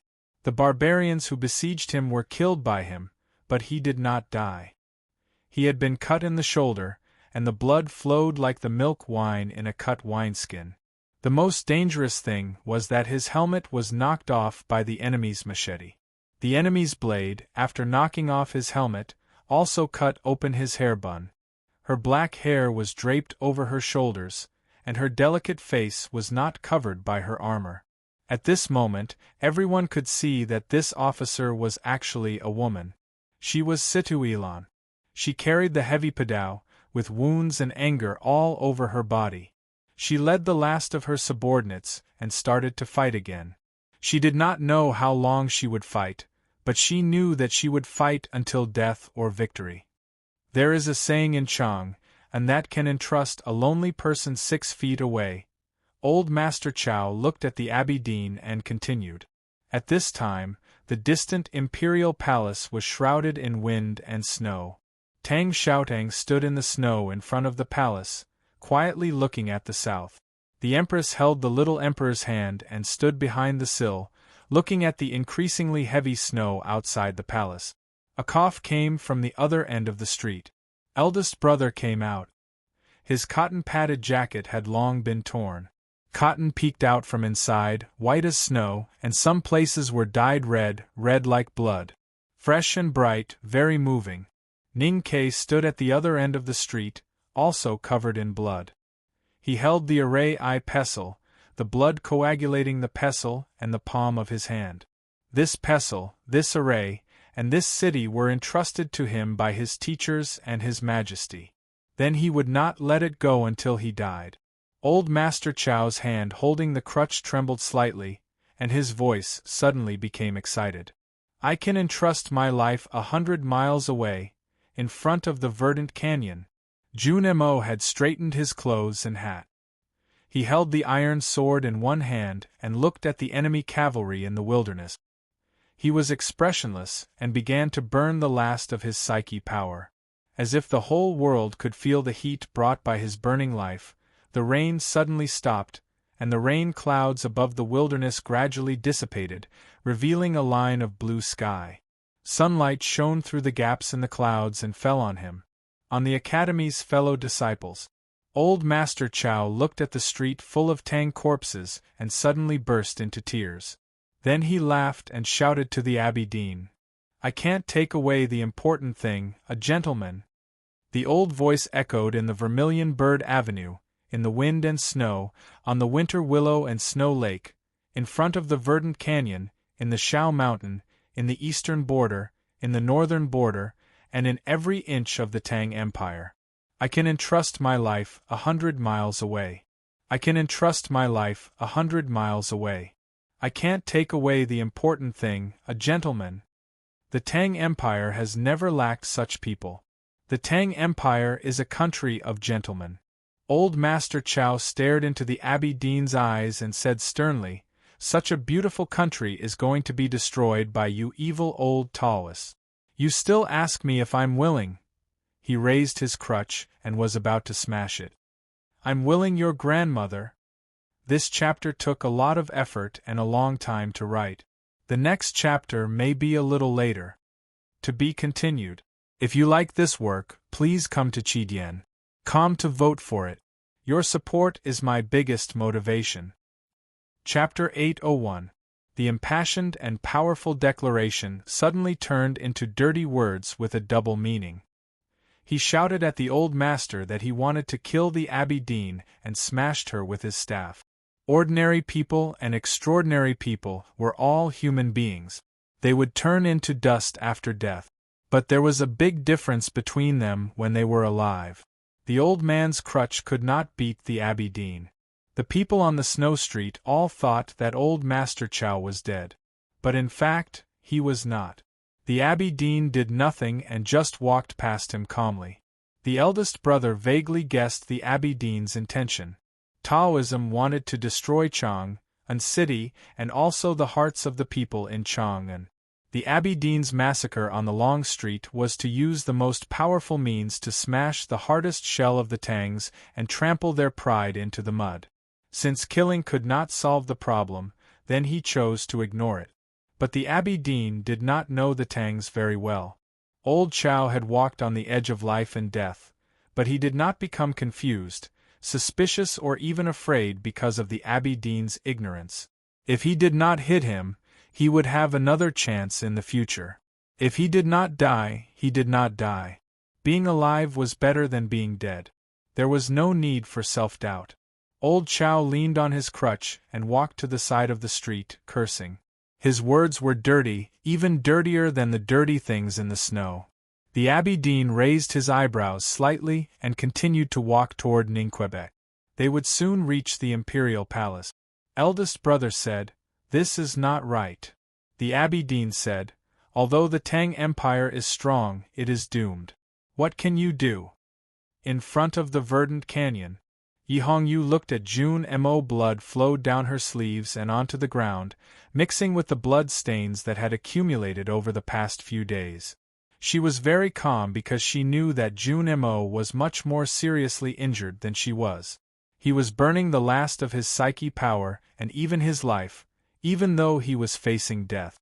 Looking at June Mo's expressionless face and the blood-soaked disciples of the academy behind him, she recalled the thrilling battles in front of the verdant canyon in the past 7 days. She thought about how these few people had blocked the mighty Divine Hall Coalition army in the south of the Tang Empire and prevented them from advancing north. Someone like June Mo, fighting bitterly and on the verge of death, even she couldn't help but be somewhat moved. The deepest part of her eyes was filled with the brilliance of the divine stars, as well as a bit of pity and admiration. "What can you do if the heavens want to destroy your academy?" She looked at June Mo. June Mo looked up at the sky. At this time, the rain had stopped, but the clouds had not completely dispersed. Only a few spots of the clear sky could be seen, like broken porcelain. Furthermore, even if the rain and clouds dispersed and the sky was completely clear, there was no way for him to see that bright moon. Before he died in battle, he only took a glance at his teacher. He did not directly answer Yi Hongyu's question. Instead, he said, "Chao Xiaoshu is a very good person. If nothing had happened back then, he would have been my younger brother." Yi Hongyu knew who Chao Xiaoshu was, but she did not understand why June Mo would mention him at this time. June Mo looked at the sky, searching for the traces left by the bright moon on the previous 7 nights.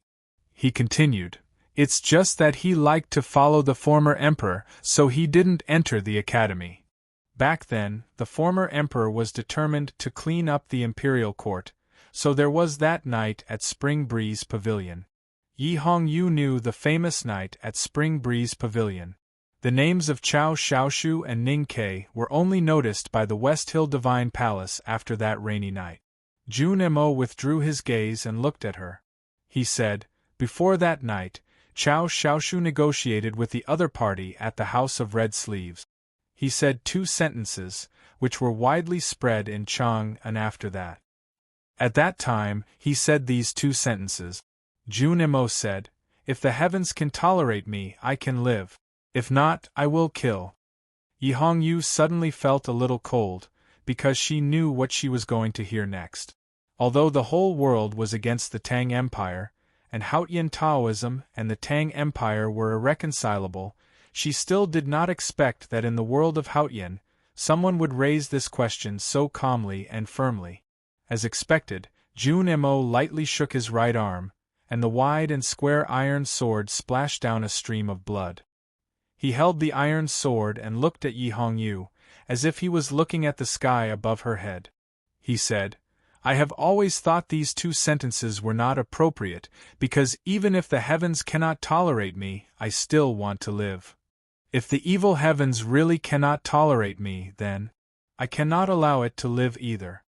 He finally said, "At least I cannot let it live too happily."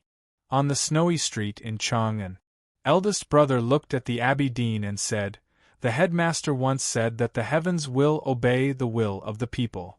If the heavens do not obey, if the heavens cannot tolerate, then what will you do? The Abbey Dean stopped and looked at the falling snow. After a pause, he said thoughtfully, "You can look up and see if the heavens have ever spared anyone." It was quiet. No one spoke, because no one could answer the Abbey Dean's question. In the face of absolute power, courage was admirable, but there was no power. In the cold eyes of the heavens, human's will was never important. The skinny Taoist was silent. The old lady of Chu was silent. The injured were silent. The dead could not speak. Even Chao Erbai's lips moved for a while, but no words came out. Finally, a voice broke the silence of the world. The voice was very hoarse and dry. It was probably because he had not drunk water for a long time, and he had lost too much blood in his body. It sounded a little harsh to the ears. The voice sounded very tired and even a little weak. But it was very determined. The so-called harsh sound was not like the sound of a sharp object rubbing against a mirror, but the sound of a mirror breaking. The voice said, "Then destroy it." The Abbey Dean looked at the back of the crowd and saw Ning Kei's bloody face. Then he saw Ning Kei's eyes. Their eyes met for the first time in a long time. Ning Kei looked at him and said, "The heavens will obey the will of the people. If the heavens do not obey, then destroy it. I think this is a very simple truth." The Abbey Dean looked at the determination and confidence in his eyes and slowly raised his eyebrows.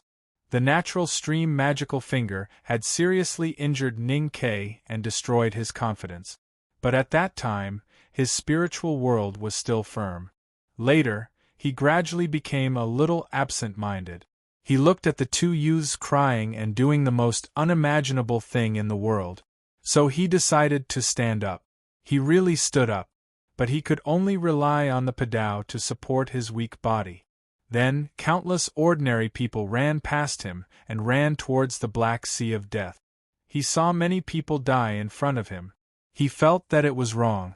The choices of these ordinary people completely went against his understanding of this world and his rules. Although he had seen many similar scenes on the battlefield, the scene he saw today still brought him an unbearable mental shock. Because in the past, he had always put himself out of the picture. Today, he was on this street in the picture.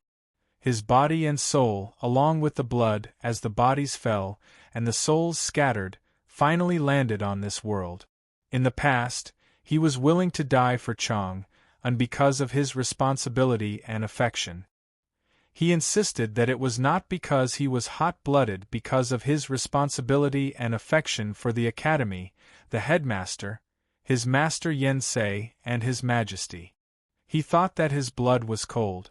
When the blood in his body began to heat up and even boil, he began to be confused and his mental state became a little absent-minded.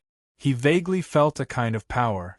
He had seen that kind of power more than once, but there had never been a time when he felt it more vividly than at this moment on the snowy street.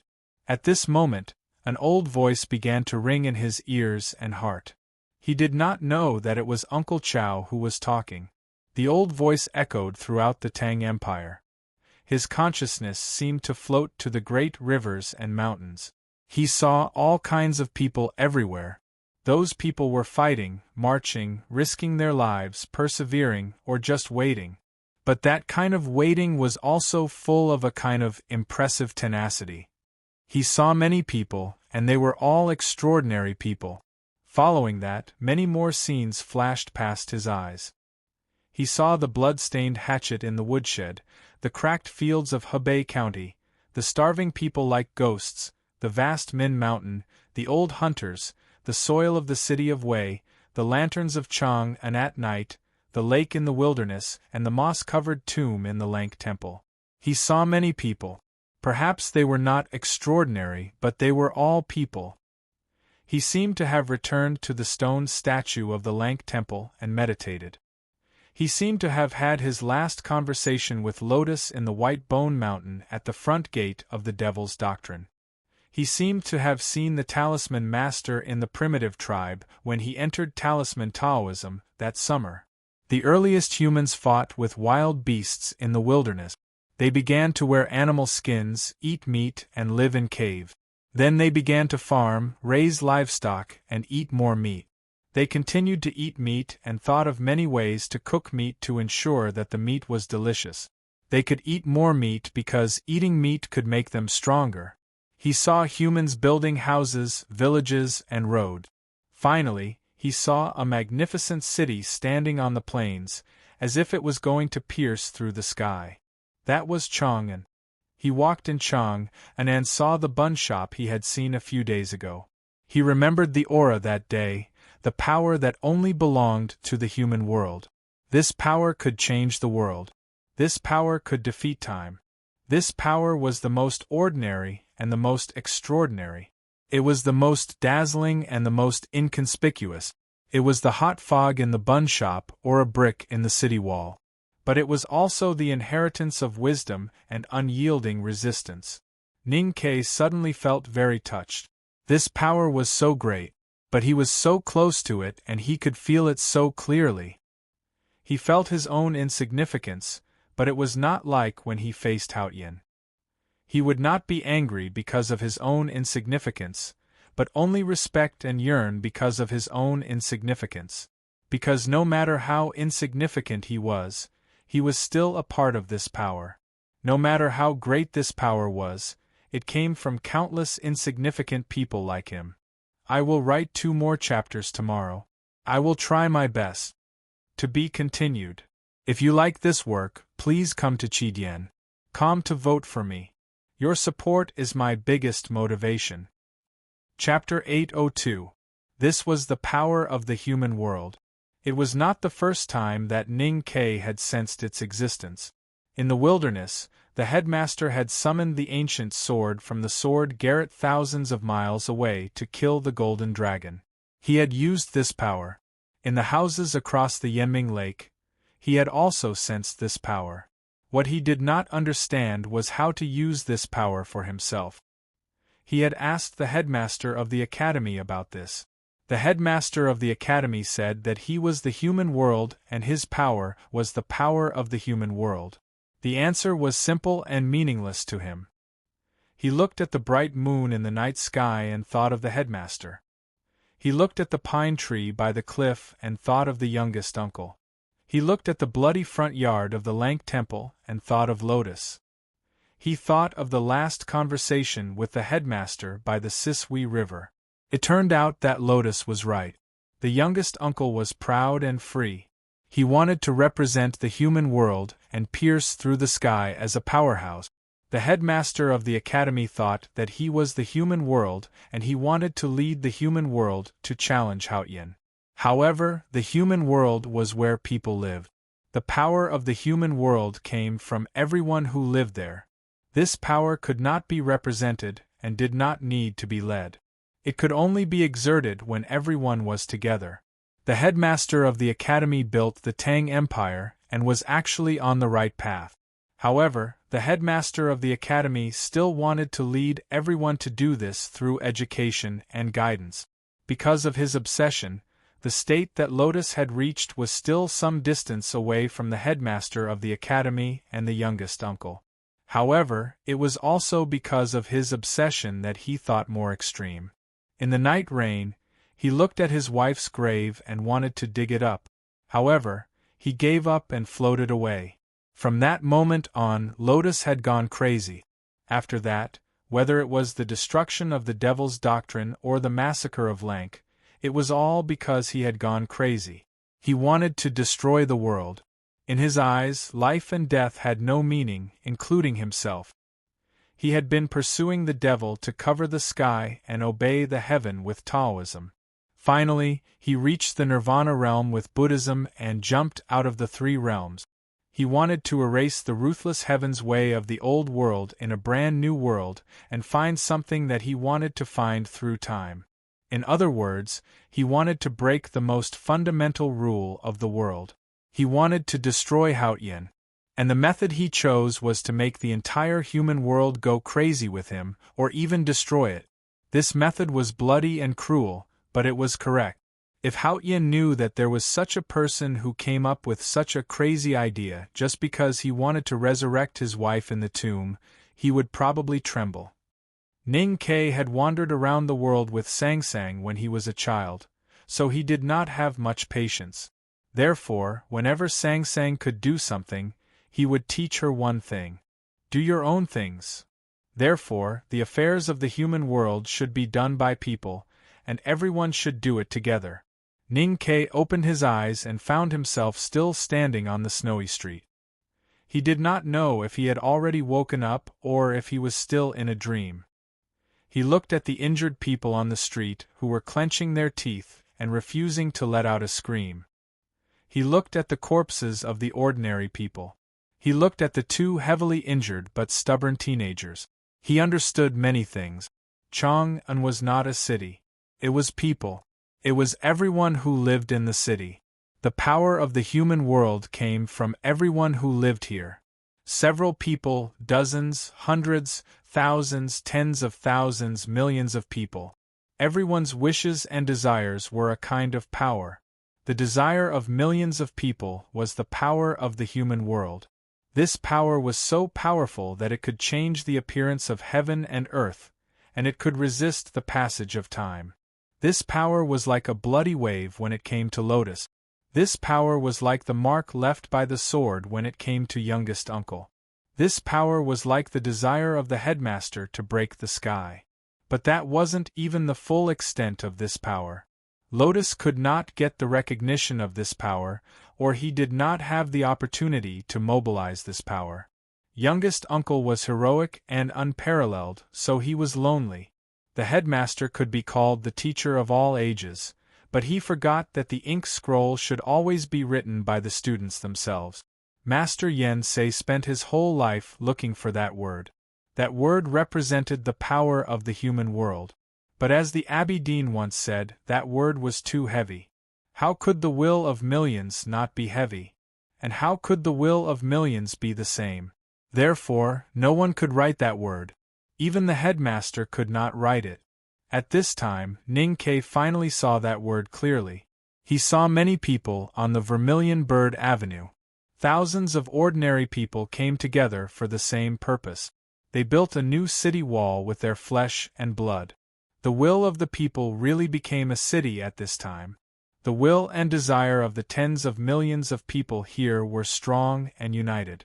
This was a part of the human world. For Chang'an City, this was the most desperate and angry moment. But it was the best moment to write that word. The question Ning Ke needed to think about now was how to write that word. Seeing that word did not mean that he could write it. Just like when he first came to the old library and looked at the shelves full of precious classics, he looked at those words that he had seen countless times, but he could not even remember them, not to mention write them. He thought of the 3 months on the sea and the conversation with the headmaster. The headmaster said that Haotian was not the world itself, but the collection of the most fundamental rules of the world. The headmaster said that when the rules controlled the world was stable and boring. Only when the new power appeared and broke the old rules, the world could be lively and interesting again. The headmaster said that human was the greatest product of the world, because human had wisdom and could inherit. Human had the instinct to fight against and even break the fundamental rules of the world. That kind of will was so stubborn and powerful that it could be called desire. Therefore, the human world and Haotian would inevitably go against each other until there was a winner. In the past history of the world, Haotian won countless times, and the human world ushered in countless long night. The inherited wisdom withered in the cold, eternal night. But the human world would always revive and challenge again. It was daytime now, so the sky was naturally white. The snowflakes falling from the sky were also white. The Vermilion Bird Avenue in the wind and snow was pure white. The accumulated blood on the street gradually turned black. The Tangs lying in the pool of blood were all wearing dark clothes. The bricks, iron pots, and chamber pots scattered on the street were all dirty and black. Since Haotian chose white, the human world chose black. The world became black and white in Ning Ke's eyes. light and darkness, holiness and filth. The black and white world became an extremely simple picture in his eyes. It became two absolutely parallel lines, looking at each other coldly and unwilling to get close.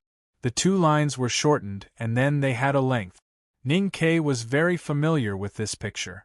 It was the first divine talisman he learned, the two horizontal talisman. Then, one of the lines suddenly deflected and stabbed into the other line. This was the second divine talisman he learned last night by the lake, the E-talisman. When the two lines touched, the two worlds were connected, but they could not merge and began to have a fierce conflict. A piercingly cold, cutting intent, as if it wanted to cut open the entire space. Different from Master Yen Sei's Jing Fu, which had its own rules and its own calm area, the E-fu spread around endlessly, just like weeds growing fiercely. The E-talisman was very powerful. Besides cutting, the two worlds could be connected. It had a kind of endless meaning, representing the balance between the human world and Haotian. But this was not what Ning Ke wanted, nor was it what Chang'e needed now.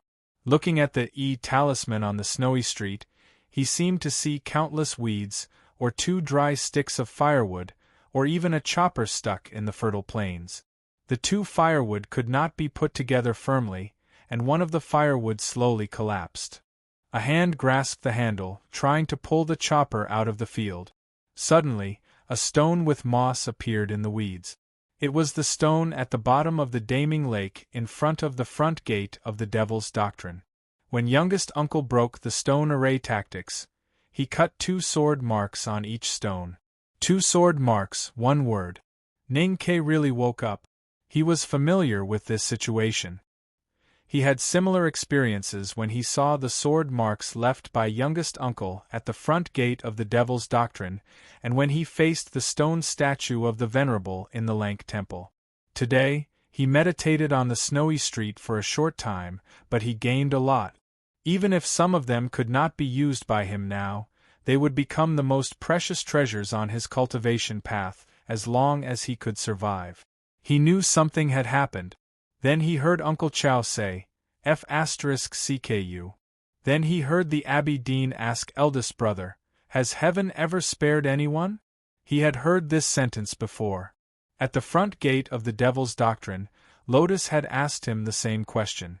At that time, his answer was, "Man can conquer heaven, and there is no need for heaven to spare him." But today he did not want to answer like this. There were hundreds of old, weak women and children between him and the Abbey Dean. For him, these old, weak women and children were thousands of people. Passing through the thousands of people, he looked into the Abbey Dean's eyes and said, "If heaven does not obey, then just destroy it." Compared with his answer to Lotus years ago, his answer today was calmer and more certain. It was not because he had the confidence to defeat the Abbey Dean, nor was it because he wanted to show his arrogance. It was because he had really thought through the truth, so he was calm.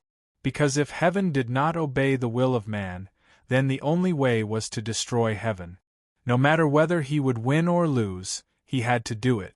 Because this was the truth of the academy.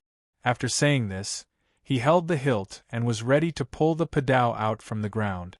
With this movement, the slowly rotating liquid in his abdomen suddenly exploded and sprayed everywhere. The Great Spirit grew wildly like weeds, shaking its waist. Chang'e and City sensed the change on the snowy street. Endless chi of heaven and earth fell with the wind and snow, and poured into his body through the array eye pestle. His aura suddenly changed, and began to climb toward the peak of the knowing destiny state. Note: the dog at home is sick and is urinating blood. It has been running outside for a whole day. I am not complaining, but updating very late. I want to explain to you. I will continue to write the second chapter. I hope I can finish it before 2 o'clock. In addition, I strongly feel that the chapters in the second volume of Being Possessed by the Devil are worth revisiting. About Ning Ke teaching Sangsang, "Do your own thing." This is a sentence my niece's kindergarten teacher taught her when she was young. At that time, whenever I wanted to help her with something, she always told me seriously, "Do your own thing," and vice versa. I love her very much and I miss her very much. My dear, I know you will see this. Please say hello to your classmates for me. To be continued. If you like this work, please come to Chidien.com to vote for me. Your support is my biggest motivation. Chapter 803. The Qi of Heaven and Earth in Chang, and was so vast that it could not be calculated. At this moment, it was pouring into Ning Kei's body through the array pestle along his left hand. The Qi of Heaven and Earth had no substance or quality. It was clearer than the clearest water and lighter than the lightest air. But there was too much of it entering his body, which naturally brought him an unbearable burden. If an ordinary person, even a cultivator at the peak of the knowing destiny state, had absorbed so much Qi of heaven and earth in such a short period of time, he would have been crushed to death. But Ning Kei cultivated the Great Spirit and his body was stronger than steel. Except for the Abbé Dean, who cultivated the Taoism, Buddhism and the Devil's Doctrine, and third sister Yu Lian, who was the leader of the Devil's Doctrine, no one was stronger than him. His body was like a container made of stainless steel, which was used to make the primordial 13 arrows. It withstood the Qi of heaven and earth, and compressed it to an unimaginable degree. At this moment, he was like a seashell in the depths of the sea. His body and soul were under terrible pressure, but he did not know when they could condense into dazzling pearls. It was a very painful process, but he showed no expression on his face, except for his eyelashes that kept blinking and the snow on his clothes that kept melting. He just looked at the Abbé Dean. The wounds on his body opened up again, and blood gushed out. The blood was like red jade, and when it came into contact with the cold wind on the street, it dispersed into extremely fine particles. Those particles left the surface of his clothes and drifted in the air around him. They looked like flames or fog. He looked like a burning man, or an extremely cold man of ice. He continued to pull out his cutlass. The sharp blade slowly rose from the bluestone cracks on the Vermilion Bird Avenue, bringing out black mud, and was about to leave the snow. Many things happened in Chang'an. In the early morning, the Abbé Dean waved his sleeves to break the stone array tactics, entered the city, and defeated the eldest brother and third sister of the academy. Then many divine talismans appeared in front of him, telling him that it was a dead end. From that moment until he saw the Abbé Dean in the wind and snow on the Vermilion Bird Avenue, Ning Kei went to many places in Chang'an and erased many traces left by Haotian in the God-stunning array. Though he didn't completely repair the God-stunning array, he left behind enough divine talismans. Those divine talismans were formed by 2 knife marks, which looked like the Chinese character E. These divine talismans put the Abbé Dean in a difficult position. They prevented him from entering the imperial palace and destroying the array of the God-stunning array. They forced him to walk into the wind and snow on the Vermilion Bird Avenue and kill Ning Kei first. Ning Kei was seriously injured by the 7 natural stream magical fingers. He did not continue to write the talisman of E because it was meaningless. However, the hundreds of talismans he wrote did not disappear. Instead, they continued to float in the streets and alleys of Chang, and under the support of the God-stunning array, and gradually disappeared into the wind and snow. As he unsheathed his sword, hundreds of talismans reappeared. On the street, at the end of the alley, in the well, in front of the yamen, behind the wall, in the garden, under the willows, beside the plum trees, hundreds of talismans reappeared in Chang'an. Inconceivably, these divine talismans were still changing. To be precise, these talismans were changing shape. These talismans were formed by 2 knife marks, which were 2 strokes, 1 stroke and 1 stroke. As Ning Kei unsheathed his sword, the stroke slowly rose to the right, as if it was going to float away from the stroke. This stroke was like an arrow. The invisible bowstring was pulled back, farther and farther away from the bow, and at the same time, it was accumulating more and more power. It was also like a knife that was leaving the ground and was about to show its sharpness. Unsheathing a sword was a very simple action. Ning Ke had repeated it countless times in his life. He was very familiar with it, so he finished it in a very short time. The changes in the streets and alleys of Chang'an also happened in a very short time. The situation suddenly changed. The first person to feel the changes in Ning Ke and Chang'an was not the Abbey Dean, eldest brother, or the people on the snowy street. It was the sky above their heads. The water at the bottom of the well at the entrance of the alley had long been frozen. Suddenly, 2 knife marks appeared. 2 knife marks appeared on the snow-covered bell, and 2 knife marks appeared on the Yanming Lake. The water in the well began to ripple again, and so did the sound of the bell. The willow branches by the Yanming Lake began to sway in the cold wind. Thick snow fell from the pine trees in the Tantua temple. A fat squirrel sat on the food for the winter under its buttocks and kept rubbing its forelimbs. It did not understand why it was frozen before. The aura that enveloped the lakes, mountains, pagodas and temples instantly disappeared as hundreds of talismans reappeared and changed shape. Even the falling snow suddenly stopped, and the frozen Chang'an came back to life. The unknown aura continued to spread around with Ning Ke's action. At the same time, it rushed to the sky, wildly dispersing the thick snow clouds. The blue sky reappeared. When the headmaster of the academy left the human world, the Abbey Dean was the first in the world. The sky was the first to feel this change, and he was the second to feel it. He sensed the danger. His eyes suddenly became lighter than gray, until they were transparent, like crystals. There were countless lights and shadows moving at a high speed in them, as if many stories were happening on the screen. He saw some scenes that he could not believe. In Chang'an, the Abbey Dean could not see the future clearly, just as he could not see what the academy would become in the future. However, he once saw some scenes that he firmly believed. But those scenes changed. At the moment when Ning Ke pulled out his knife, the snow stopped and the wind stopped. The Vermilion Bird Avenue was very quiet. The Abbey Dean looked at Ning Quebec. His eyes returned to normal, but there was a touch of surprise left behind. He believed in Taoism, and he had no love or hate for things like killing. Today, the Abbey Dean had killed countless people. He had his reasons and his needs. He wanted to kill Ning Ke previously because of his needs. However, he wanted to kill Ning Ke now because of an inexplicable vigilance.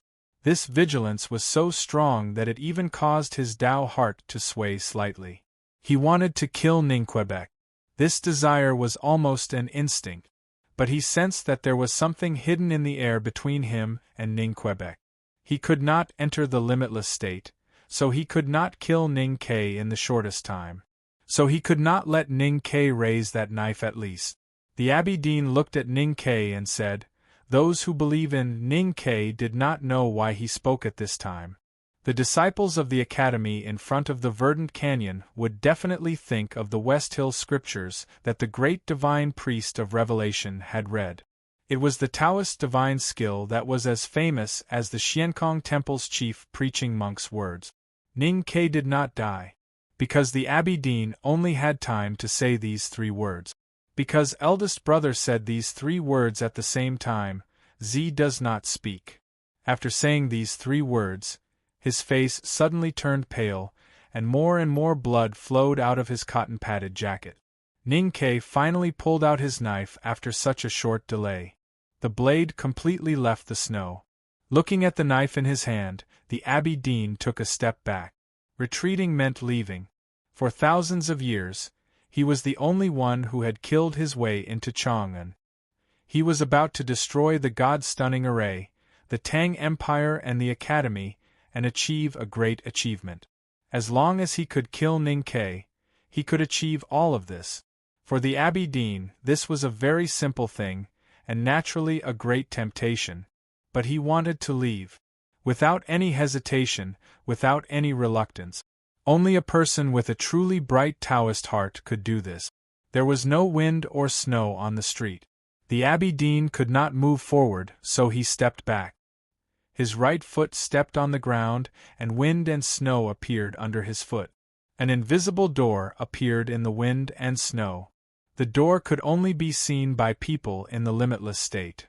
The Abbey Dean's right foot stepped into the door, and his indigo robe suddenly became transparent. The next moment, he was about to step into the void. The chi of heaven and earth in Chang and had been disturbed by Ning Ke, but it still could not stop him from leaving. Ning Ke was not going to let him leave, because he had already pulled out his knife. When the blade left the snow, it made a very faint sound, like a brush dipped in oil brushing across a piece of meat that had been roasted over a bonfire, or like a brush dipped in ink sliding across a snow-white paper. Hundreds of soft sounds were heard in the streets and alleys of Chang'an, and beside the willows and plum trees. It was like the sound of a zither, like the sound of a bowstring, and most like the sound of a blade being unsheathed. That was the sound of friction between the skimming and pressing. It was the sound of hundreds of talismans. Then, there were more sounds of blades being unsheathed. This time, it was a real sound. Dozens of pig slaughtering knives hanging on the wall of the Eastern City pork shop had been lonely in their leather sheaths for a day and a night. Suddenly, they broke out of their sheaths. Not far from Vermilion Bird Avenue, there was a sharp knife stabbed into a chopping board in a certain house. The knife was stained with fresh blood. Not far away, there was a pot of stewed meat steaming. Suddenly, the kitchen knife jumped out of the chopping board. 2 teenagers were lying in a pool of blood beside the Vermilion Bird Avenue. They were seriously injured and leaned against the wall that was wet with snow.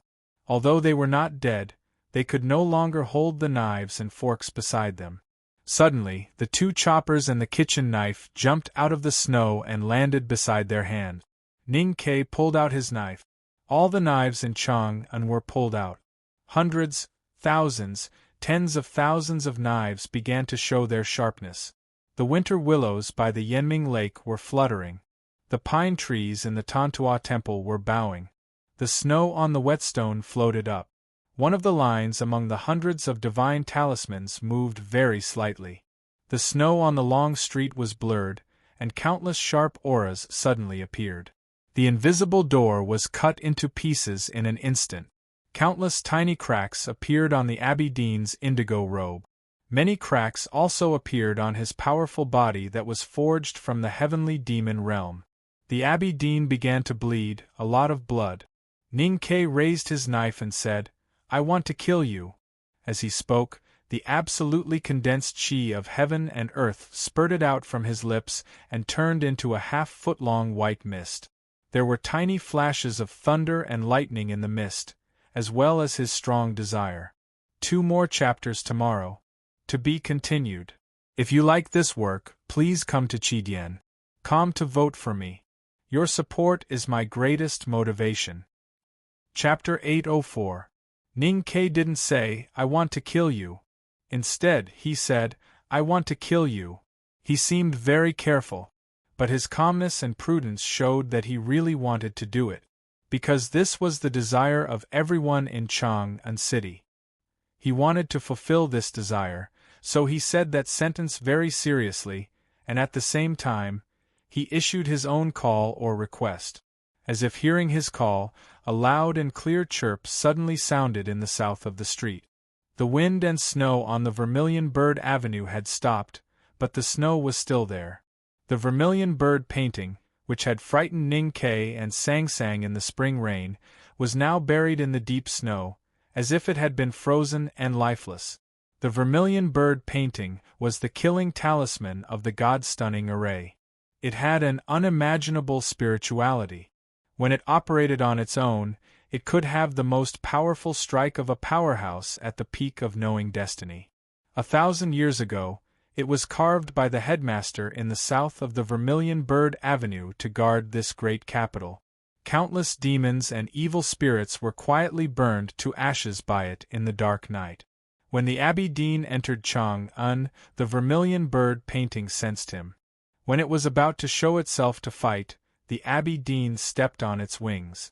It was just a simple step, but it didn't dare to move.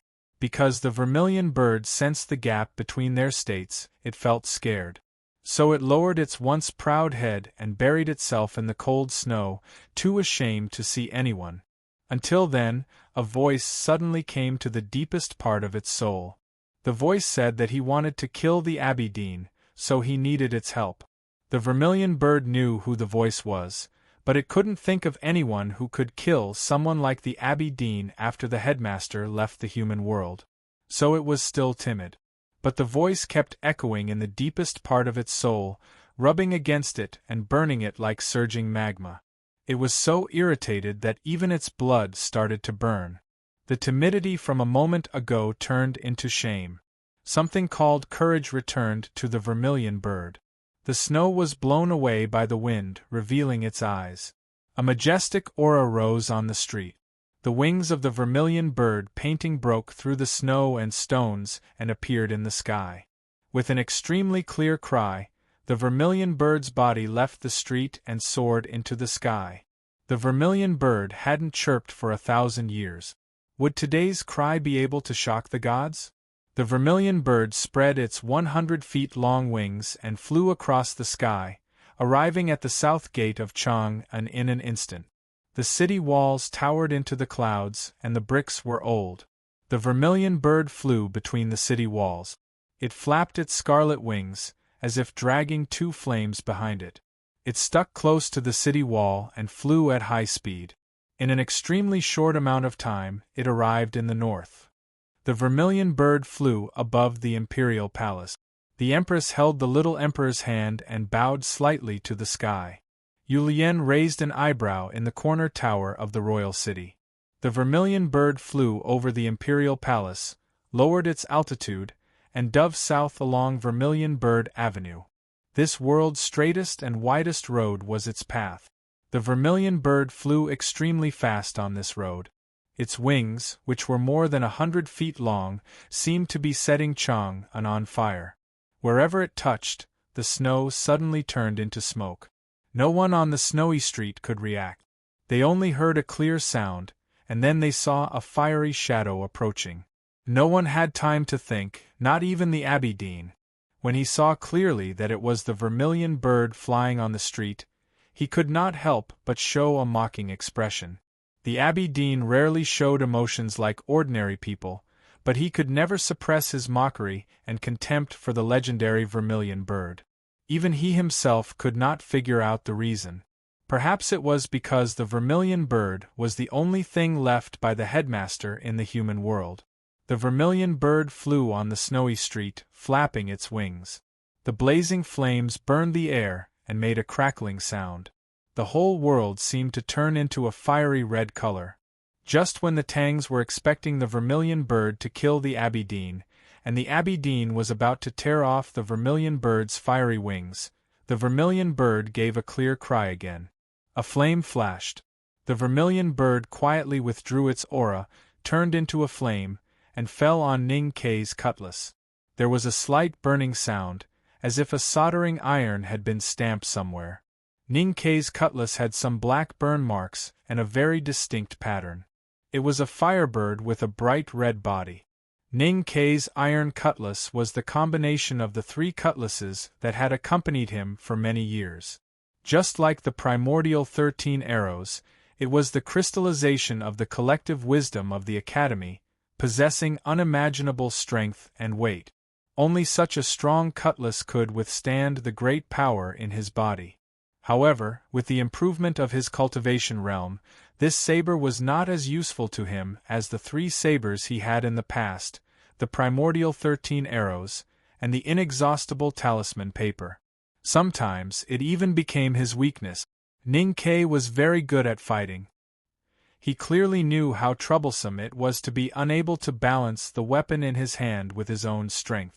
But he never gave up on this cutlass, because in the darkness, he always felt that this blade should belong to him, and that one day it would reveal its true sharpness.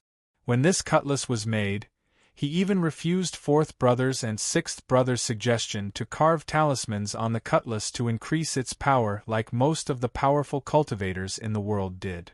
because he felt that the talismans he wrote back then were not powerful enough. Using them on the iron cutlass was equivalent to destroying the cutlass. Even though he could write divine talismans now, he still felt that it was not enough. There was no reason. He just felt that the talisman that was qualified to be carved on this cutlass must be extraordinary. So the iron cutlass had always been dim, without any talisman lines carved on it. The heavy cutlass looked so simple and unadorned, but it was constantly soaked in blood. Until today, with a clear cry from the south of Chang'an, the vermilion bird broke through the sky and turned into a flame falling on the cutlass. Then, a bright red pattern appeared on the black cutlass. Ning Ke then realized that it was what he had been waiting for. He then understood why the headmaster of the academy let him meet the vermilion bird before he left the human world. It must be an extraordinary talisman that matched this iron cutlass. This talisman was the vermilion bird. It was the killing talisman in the god-stunning array. The cutlass had been pulled out of the snow. Ning Ke raised the cutlass, and the snow suddenly scattered. The vermilion bird divine talisman on the black cutlass suddenly lit up. A bright red flame spurted out from the edge of the cutlass, piercing the sky. At this time, the wind and snow had long disappeared, and the blue sky was revealed to countless eyes in the human world. The bright red flame that the cutlass spurted out was more than 10 miles long. As Ning Ke raised the cutlass, it dragged from the northeast to the southwest in the blue sky. As the flames dragged on, a mark was left in the blue sky. It was as if someone had taken a mountain-like brush and written heavily in the sky. This stroke crossed half of the sky, and no one knew how many thousands of miles. Ning Ke lowered the cutlass, and the flame from the blade moved down. He began to write the second stroke. In the corner tower of the imperial city, Yulian looked at the sky quietly, watching the flame moving between the sky and the earth. Then she glanced at the cutlass in her hand. It was a huge blood-red cutlass, even as long and wide as her petite body. This blood-red cutlass was the sacred relic of the Devil's Doctrine. After the desolate men moved south, it had been kept by Tang Xiaotang. As the Grand Master of the Devil's Doctrine, it was natural for Yulian to have this cutlass. When the Abbey Dean walked on the snowy street, she came to the imperial palace for this cutlass. Judging from its appearance, the blood-colored giant blade in her hand was definitely more terrifying than the one in Ning Ke's hand, and it gave people a stronger sense of deterrence. But she knew that compared to the one in Ning Ke's hand, her blood cutlass was inferior. Ning Ke's cutlass could write in the sky. "You finally wrote that word." Yulian looked at the word that was gradually taking shape in the blue sky, and suddenly took a deep breath. The snow around the imperial city floated up from the ground as she breathed. The ice in the moat cracked and broke into countless pieces. Air poured into her petite body between her breath. Her chest rose and fell slightly. Her eyes gradually brightened. Everyone on the snowy street was looking at the sky. Everyone in Chang'an was looking at the sky. They were looking at the giant brush formed by flames, writing in the blue sky. Eldest brother was also looking at the sky. There was no snow falling, but his eyes were a little wet. He looked at the sky and said quietly, "Teacher, youngest brother finally wrote that word." Then he took a deep breath. Nothing changed on the snowy street. Even the withered leaves that fell on the snow did not tremble a bit during his breath. His eyes gradually brightened. His cotton-padded jacket continued to ooze blood. The wooden ladle broke in front of the Pamir Mountains. The wooden stick was held in his hand. He did not know where he put the old book. The belt on the cotton-padded jacket no longer needed to be tied with so many things and worries, so it began to float, drawing many residual shadows. Ning Ke looked at the Abbey Dean and cut. Because the cutlass in his hand was bound to fall on the Abbey Dean, so he had to cut more accurately. His eyes met with the Abbey Dean's in the street. He did not see any other emotions in the Abbey Dean's eyes, only calmness. The snowflakes floating in the air also became calm. The extremely faint sound of the snow pressing against each other began to become muffled. Time began to slow down. Then he heard the Abbey Dean's voice in his sense of perception. Your strokes are wrong. Ninkei was not worried, because no one could really control the rules of time except for the Buddha. Not even the Abbey Dean. Even if he slowed down time with his great divine power, he was still in the process of slowing down time. That meant no matter how slow the iron cutlass fell, it would reach the moment eventually. He said to the Abbey Dean, "The strokes are wrong, but it doesn't mean the words are wrong." The Abbey Dean's voice disappeared for a moment and then sounded again. His voice was full of emotion and complicated emotions. Good writing. There is one more chapter. I will continue. To be continued. If you like this work, please come to Chidien.com to vote for me. Your support is my biggest motivation. You're tuning in to the Phoenix Knights YouTube channel. Don't forget to subscribe and join us on this journey to catch the most captivating stories.